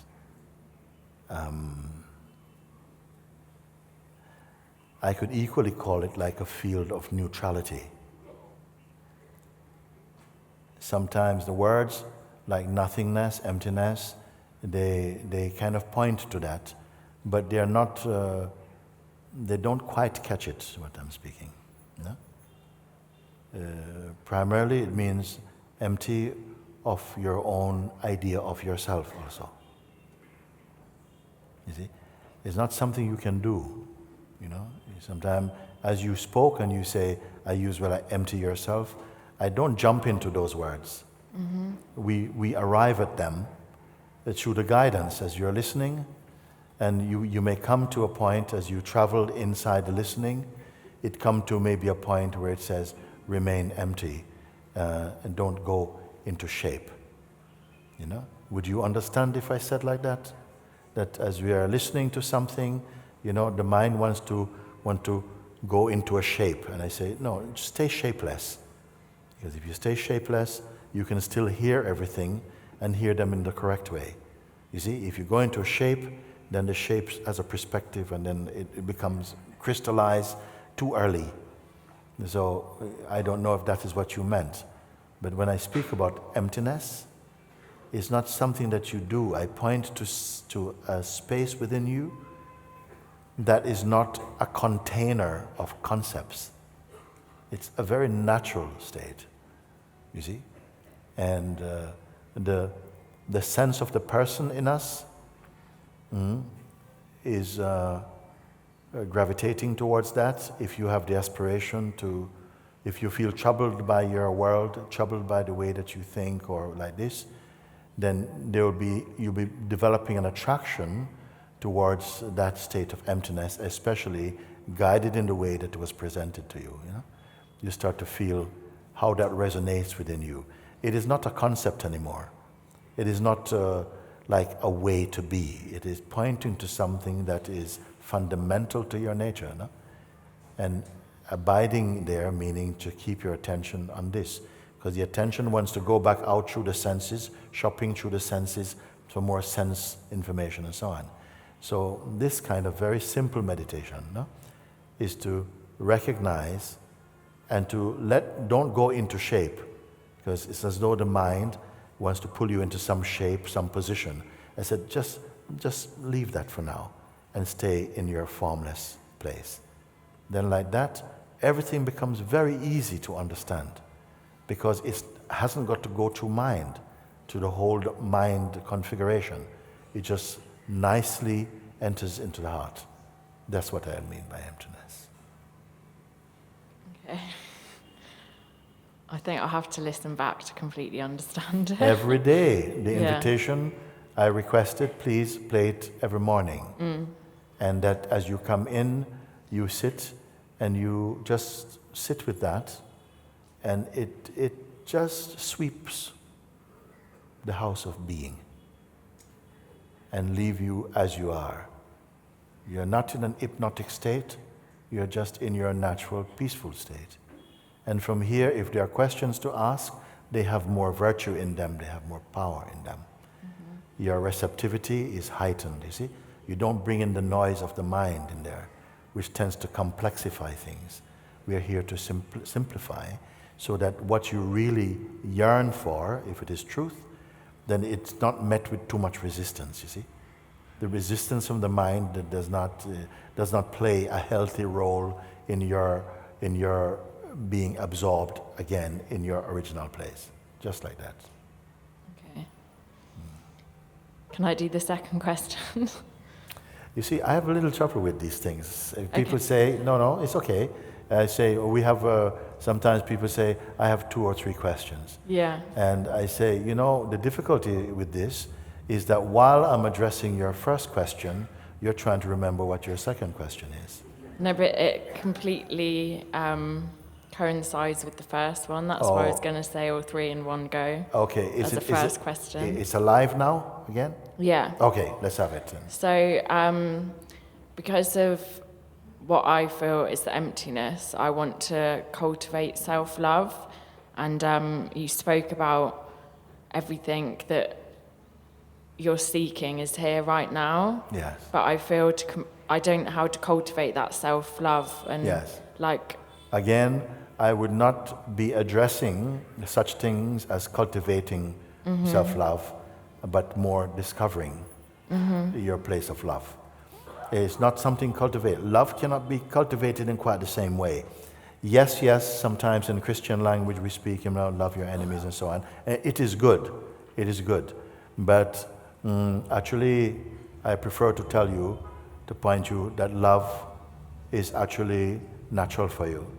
It may not feel like that at the moment, but as you really fall back into the naturalness, the silence of your own being, you start to discover, as Ramana Maharshi also say, all good qualities and virtues manifest spontaneously in the awakened mind. You see? What he's saying, did you create? No. That somehow you discovered. It is unburdened by all the different concepts that we place, all the different judgments, all the trapped energies and so on that is oppressing your spontaneity. All that is lifted off. The teacher helps you also to be free of them. When you're free of them, we find that the love is arising from you. Peace is arising from you. If you try to cultivate it, you become a cultivator of love, and you retain the ego as the one who managed to cultivate love. When you discover that, you simply rejoice in the discovering of it. It's subtle, but it is a very important thing. Yeah, thank you. I understood that bit. So thank you. Okay. Thank you, Mooji. Thank you. Very good. Yourself is ready? You ready? Yes, you come for me, please. Okay. Namaste, Mooji. Namaste. This urge is there, seeking. It's very intense. Yes. And it wants to come out. And since I have become inward, I can see everything what is going on inside me. Like, I can see that my acts are compulsive. Your actions? Actions are compulsive. Yeah, yes, it's compulsive. Whatever I'm doing might be, it's not that compulsive, it might be less compulsive or more compulsive. I can just, see, and I want to be free from it. Yes. And I have no interest in anything. I have no interest in anything. This priority has become so important that I cannot work. I cannot do anything. I'm exhausted. Yes. I'm exhausted. Yes. Mind is the greatest exhaustion. Exert and exhaust. The mind thing, the mind field, actually. And what I'm inviting you to do now is that, obviously, to me, I'm aware that all the things that you're experiencing in the mind is, this thing and all this thought, and you see the actions coming out there. They're, what is the word you use? Impulsive? Compulsive. Like compulsion. Yes. The activity is happening, no? If the activity was happening, like something happens, in itself is just manifested like that. But what happens now, a secondary movement happens where these interpreting tendencies and energies begin to swim up around the original action. And it's the interpretation that is giving off the bad smell. You start to do it personally. It makes personal judgments about it. Okay? All of it, including the first action and the reactionary action, okay, are witnessable from a deeper place in you. Are you aware that what I'm speaking now? Yes. Okay, yes. so I'm going to ask you that, okay, you say your life has become more internalized. And by internalized, so everything on this side of the eyes, you call the names and forms of the manifest world. All of that's on there is in the traffic of time and change, okay? Behind the eyes also, in the world of thought and feeling, emotion, sensation, imagination, belief, all these things. They're also external to something even inside. A deeper place watches that activity. Does it make sense to you at this moment? Can you say it again? Okay. The world that appears on this side of the eyes, of names and forms of people, chime, change, appointment, all these things, you observe, that's the world. When you, in the daytime, close your eyes in a meditative attitude, then you're closing the windows to that external world. But your internal world of thought, feelings, memory, intention, belief, all these things are become visible also to you. Yes. Okay? Yes. But they're also in front of a deeper space in you, which is unoccupied. Make sense to you? Yes. So in this space, which the invitation has guided you to that place in you. It did not create it. It's not a created place. Okay? It's an is place. Can you hear me in this moment? Yes. Oh, okay. It's it happens actually when I was going through that invitation. Yes. I was in that thing, and I cannot it's expansive. Like there is nothing in that, but. When you say there's nothing in that, yes. Are you looking at that or from that? Slow down and just catch up with your words. Are you of the sensation that you're looking into the field of isness, into the what is, what exists, or awareness? Are you apart from it as a separate witnessing it? Or it is being witnessed from inside itself?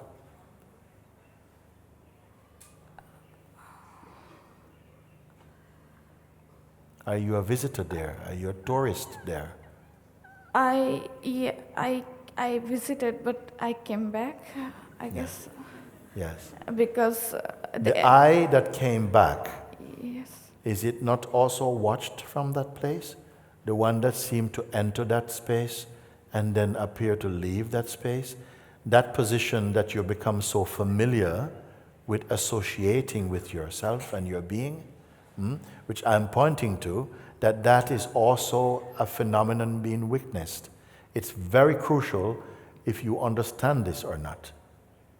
Because the tendency is to keep the identity as the one who visited the emptiness and came back out of emptiness. Okay?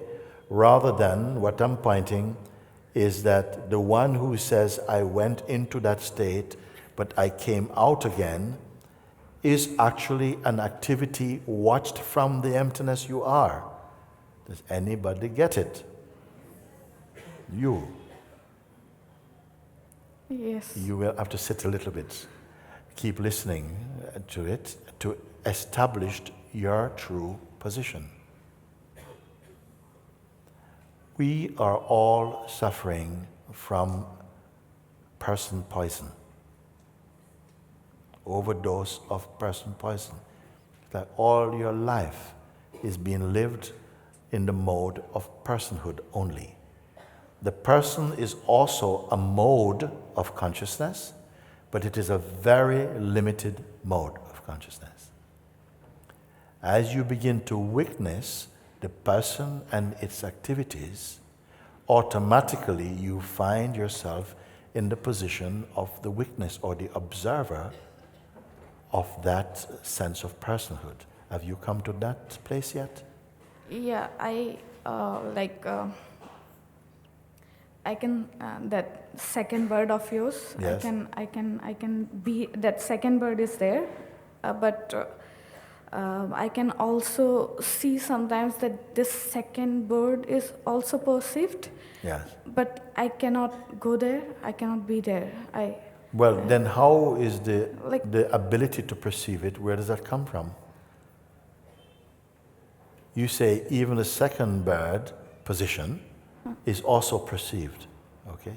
If it is being perceived, by what and from where is it being watched? Don't go to your head now.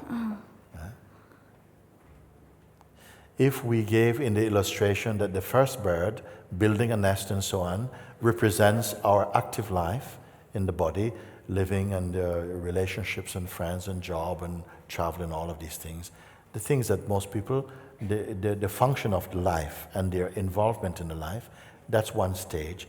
Then a deeper stage is invited for you to look that where you are aware, you are watching that without or with detachment.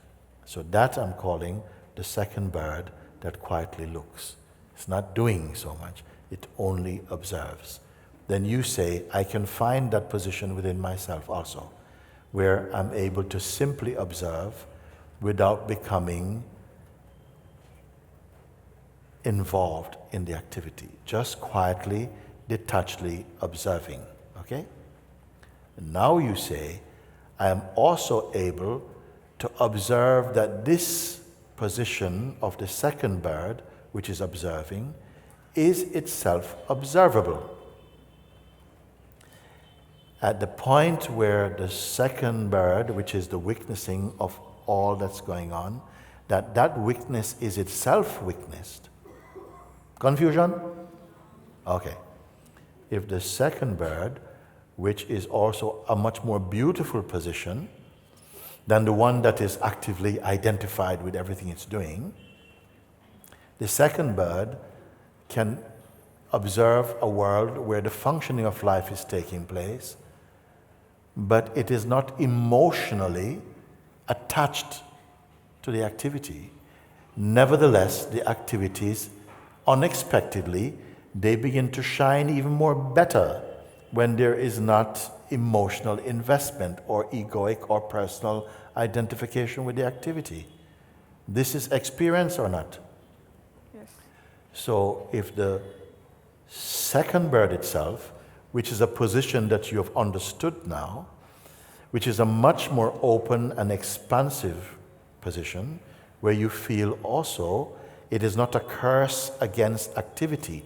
Activity is not to be blamed. Attachment to activity, strong personal identification with activity, giving rise to egoic behavior, is putting a stress on the seeing. You see that. Then you say, even this position of witnessing becomes itself witnessable. On the third day of Satsang in Rishikesh, we are speaking like this. Okay? How far from what is are you? If from this place you say, but even that is also witnessable, it's not being dismissed cynically, it's just you're coming deeper in. What is your environment like now?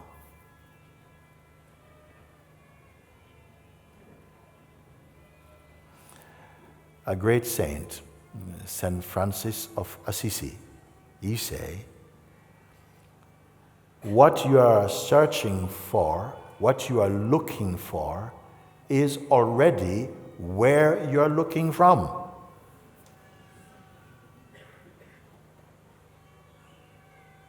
Rumi, a great saint, he said, knocking at a door, it opens. I have been knocking from inside. It's a clue. Knocking at the door. Why are you knocking at the door? Because I want to go in. Bang, bang, bang. Hello? Bang, bang, bang, bang.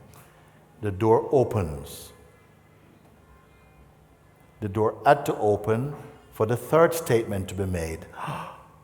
I've been knocking from inside. If the door doesn't open, he doesn't know where he is. This is a metaphor for satsang, actually. We are knocking from the place of personhood. Please let me in. Okay? The door of grace opens means what? It shows you your true position. Then you go, ha ha ha, oh my God. I'm inside my own house trying to get in. This is the paradox of awakening. Still, you don't get it. You get it as a joke, but you don't get it as experience yet. When I point to you and say that if you say even the witnessing place, which is already a beautiful place, is now witnessable, then it implies a deeper space of seeing, whereby this previous place of seeing, good as it was, now becomes phenomenal. It also goes on the screen of phenomenality. Is it of any good I speak to you like this or not?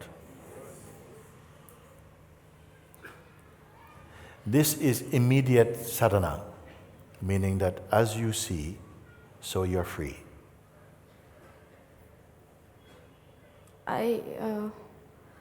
That thing which is witnessing, Yes. I can see that it's not permanent. It's not itself. It's not. It changes. If you can see that even that is not permanent, you must be more permanent then. If you can say, but even that is not permanent, then you must be in a place that's more permanent. If you say about your life all these things and what is troubling me and so on, and I say, but you cannot be these things. You cannot be the things that is troubling you, because you were here before they appeared. You are here to witness their apparent existence, and you are also here to witness their departure. So if they were you and you are them, when they go, you would also be gone, no? But you are here to say, now it's gone. So it cannot be what you are. You witness it's going. You are saying, but I can see that even this place that in which the witness is witnessed is not stable. I don't agree with you. I think your mind is playing a game there.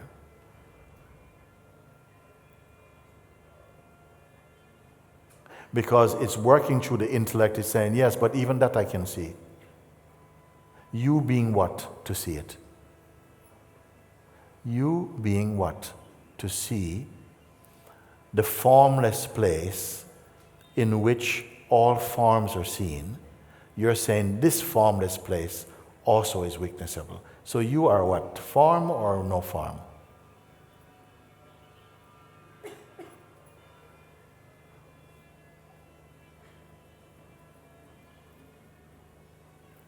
Feel more than think.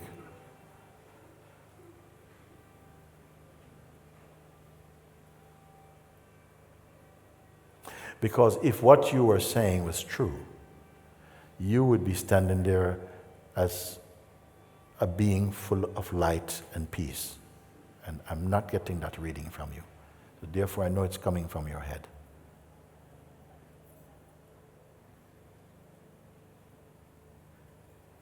Nothing would be a trouble for you. You will be totally at peace with yourself. The various movements of the mind, both actual and potential, would not distract you. You will see them for what they are, in their momentary here and goneness. You would see. You would not be disturbed by them.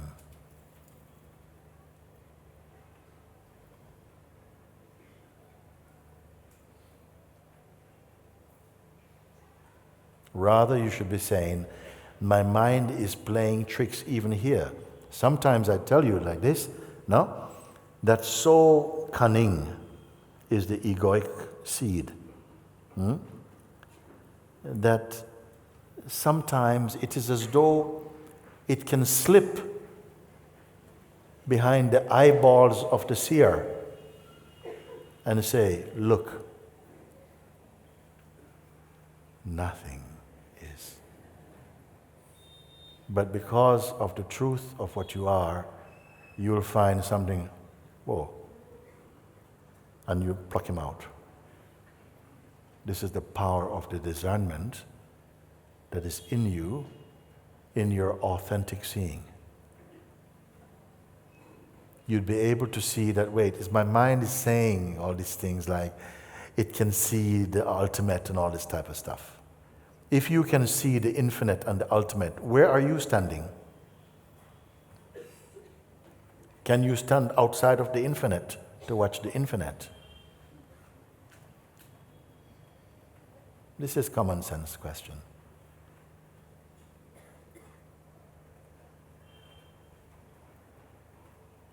Only the infinite can see the infinite. How can the finite measure the infinite? Are these words too technical?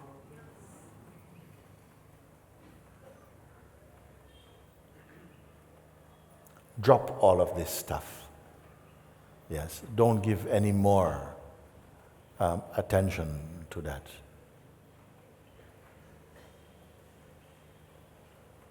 Now I can say to you, just simply be empty of these things for a minute. Don't pick these things up, because they are nothing but nuisance, picking up nuisance. And just leave everything for a moment. Now, you just leave everything. Huh? Leave even leaving, and the one who leaves. If every function in you could be taken out completely. And finally, like the burning pyre, the hand taking them out is also taken out. What remains? Experience. What remains? It's peaceful, like just being. Just being. Is it lazy? I'm not lazy. No, I didn't say you were saying. Is it lazy? It's just being space. Are you existing separately as a commentator of it? No. Yeah. No. And so you can do this. Just leave it for a moment. Sometimes as a reflex, we pick up action and activity out of habit. Now you're able to just watch that and say, leave this. Drop my to-do list. Drop. Spend a few moments just being. Don't turn being into an action. Just a recognition.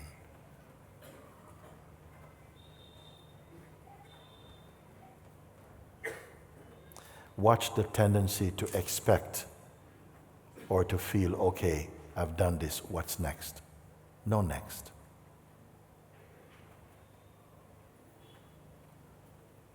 No waiting. No expectations.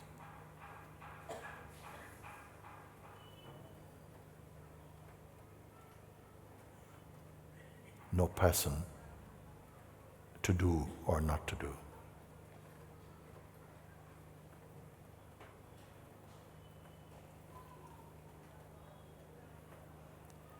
Can your head get into the way of this? Maybe in the head is still cooking something. Blah, blah, blah, blah, blah, blah, blah, blah, blah, blah, blah, blah. It's okay. Leave it. Don't create any condition.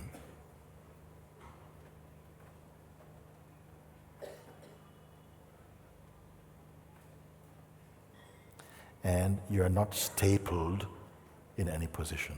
You can move about freely.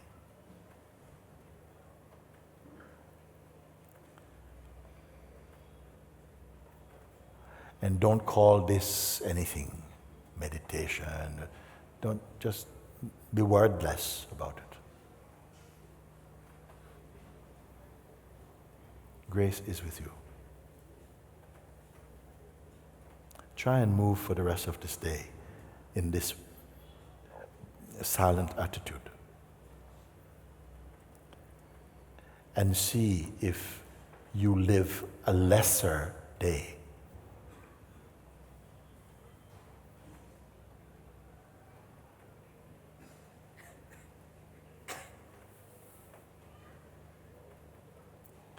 The pure self is not in conflict with activity. It manifests the activity of the universe. It manifests the capacity inside each human being to use your power of discrimination and discernment well. Because it seems as though in this world, consciousness creates the illusion of a problem in order to have the experience of transcending it.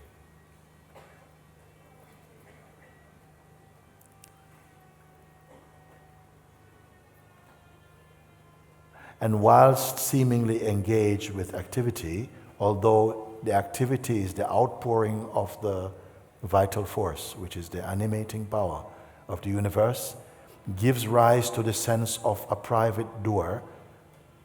It is not easy to understand because we all are so convinced I am doing and I'm not doing. So I am not pushing this as a teaching, but as a possible discovery that will happen along the way.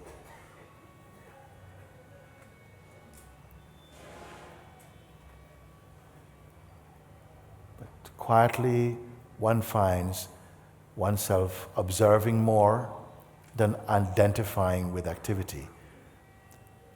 So beautiful it is that your activity could even increase, but no disturbance happens within you. I gave example before. Can you imagine somebody is going out learning to drive for the first time? He's got a few lessons. A few lessons have happened. He's going out with the driving instructor, and now today the driving instructor says, we're going to go on the highway today. He says, are you sure?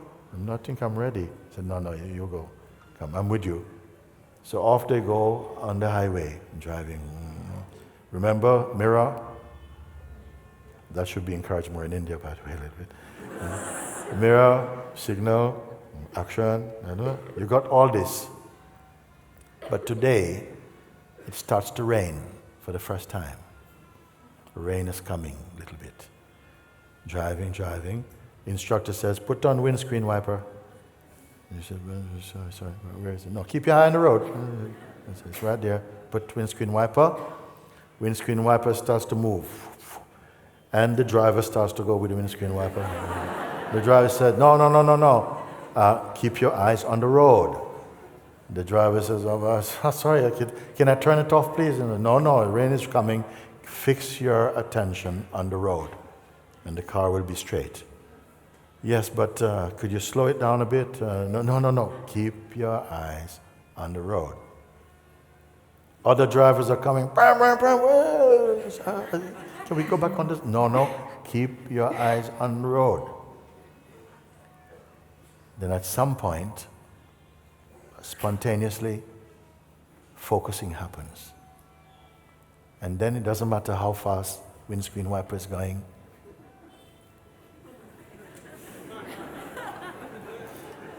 Car goes straight. It's a good example. Keep your attention inside, in the place of neutrality. Mind is going, yay, panic. Red button, pap. Keep your eyes inside your heart. Not saying be blind, don't. No. You can do all things well. You have heard it said.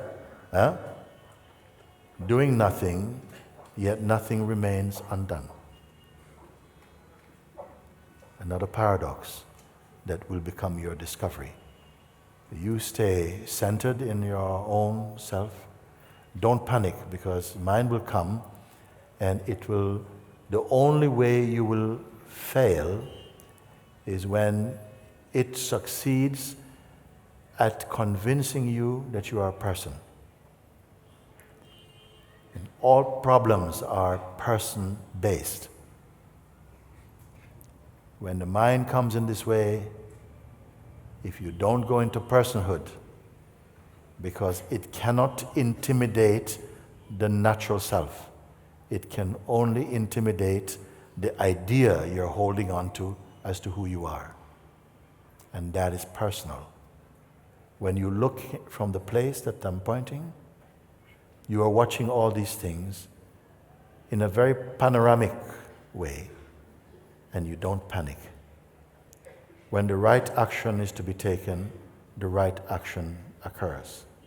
Actions, interactions, reactions happen spontaneously because you are sitting inside your own heart. This is what I'm saying. Is it too much to say this thing to you? Follow it then. And whenever some experience is there or something, this mind has this, it tries to find some meanings, and what can I say, like, it tries to become very philosophical to me, and it disturbs my experience. So when I'm like you are saying that focus thing, when this mind comes, like it tries to be very smart, like most of the time. Yes. Well, it's not too smart. At some point you see that it's actually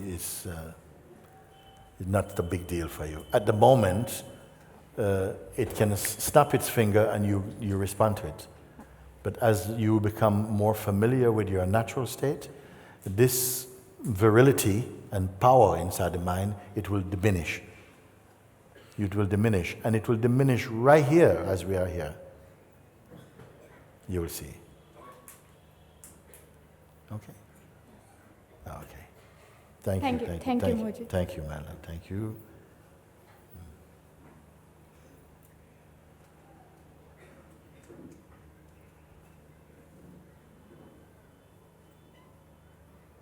I want to just, as in closing, to remind everyone that sometimes the mind reactions become more loud in satsang here, because here you're actually onto something.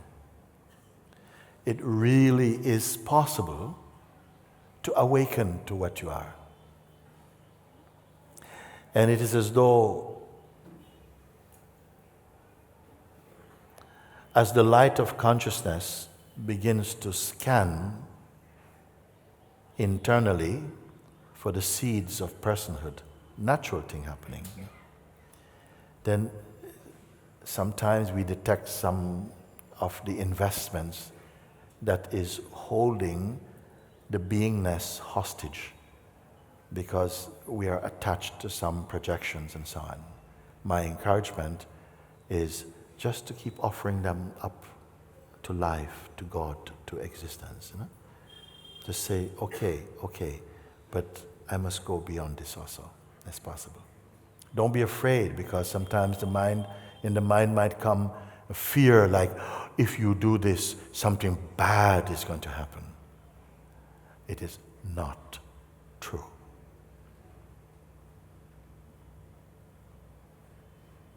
It has to play this.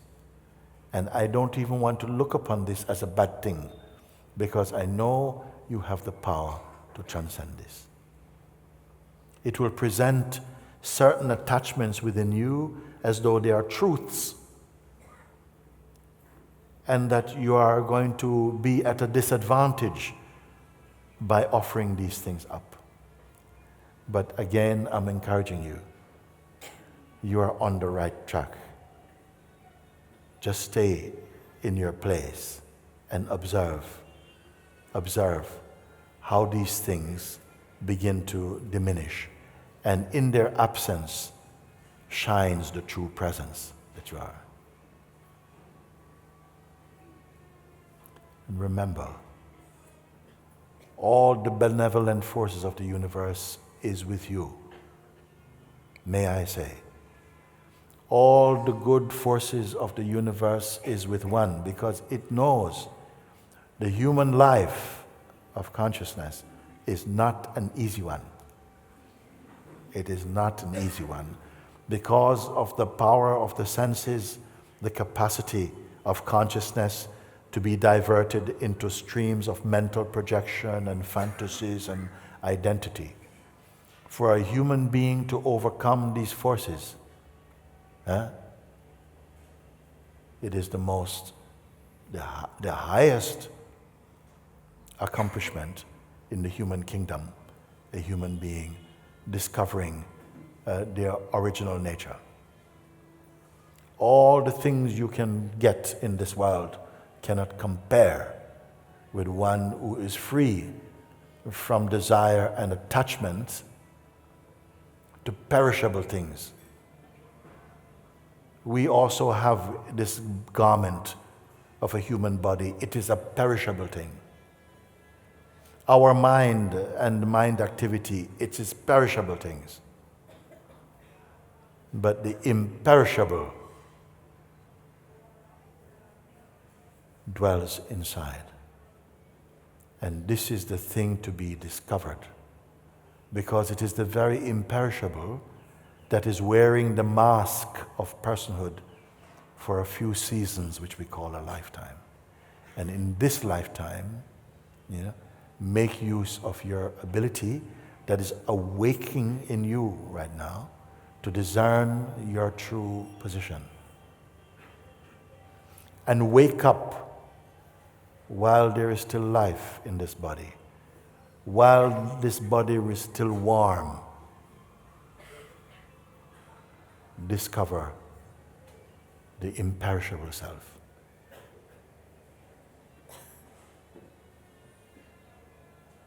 This is the gift of having a human form, because in this form, the consciousness can exhibit so widely and wildly, if you want to say it,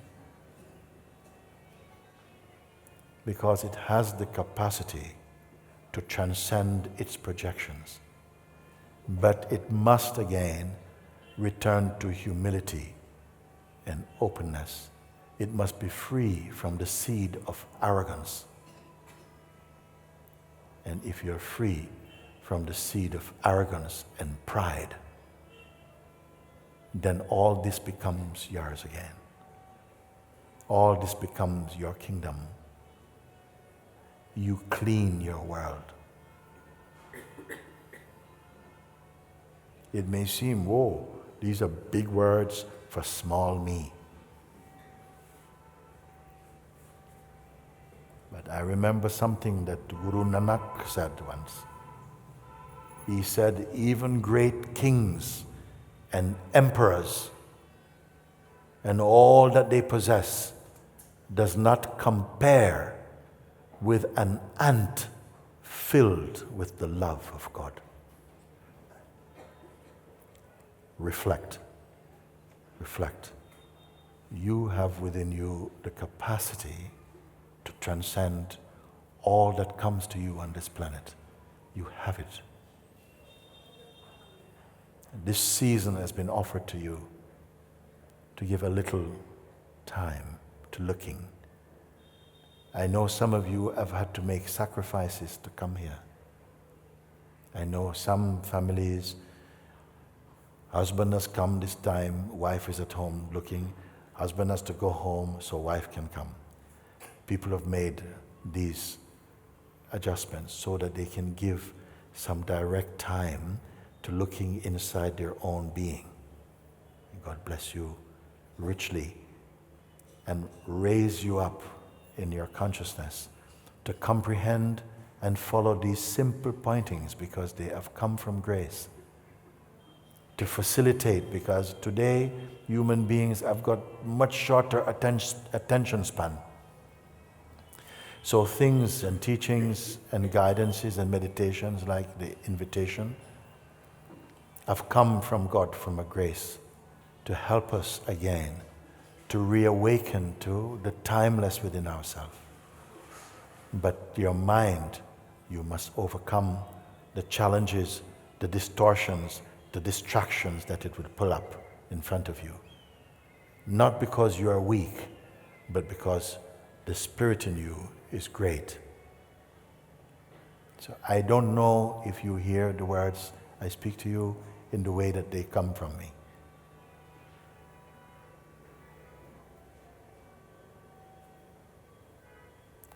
keep honoring what you have seen. And leave the rest to God, leave the rest to the Supreme Self, apart from whom you have no independent existence. Okay, thank you.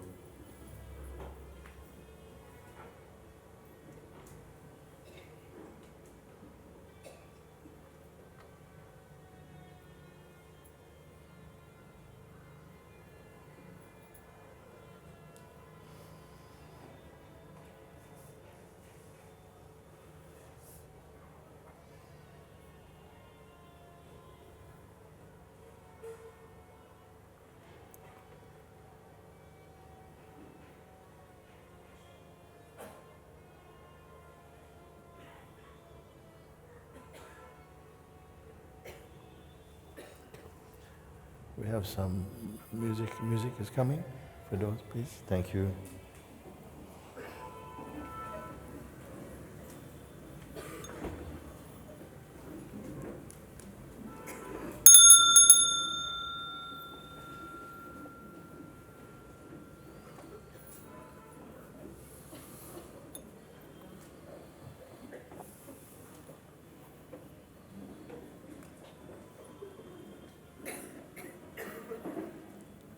While musicians preparing, I read few words for you who wish to be here.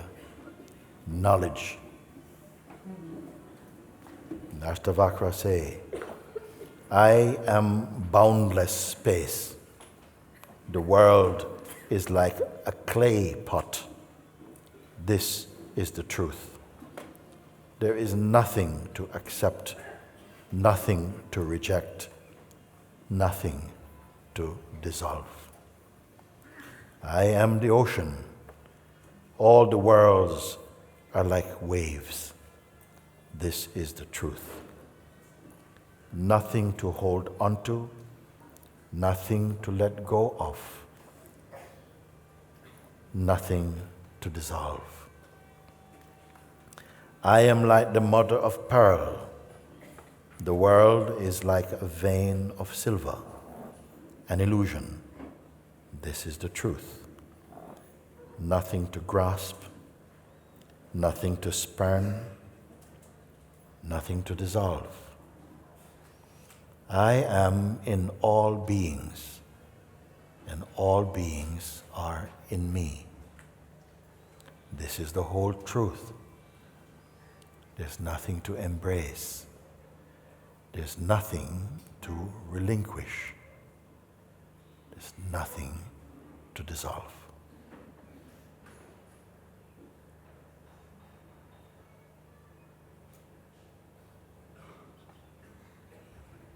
Only reminding, only pointing out, not creating, not even uncreating, just pointing out things as they are.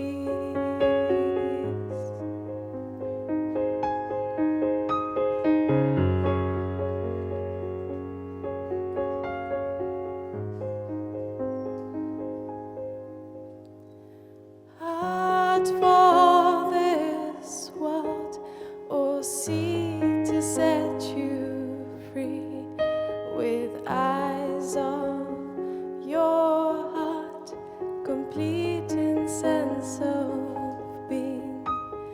But the world's I see, my love is only here.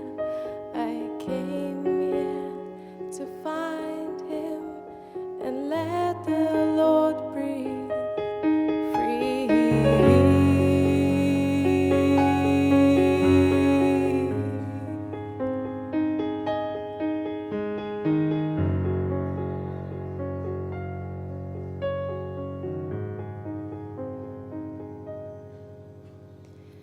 Father, timeless one, in your voice song I drown. Your being, love, peace, and joy. Your love gives life ever flowing. Father, timeless one, in your voice song I drown. Your being, love, peace, and joy. Your love gives life ever flowing. There is no life apart from you. There is no life apart from you. There is no life apart from you. There is no life apart from you.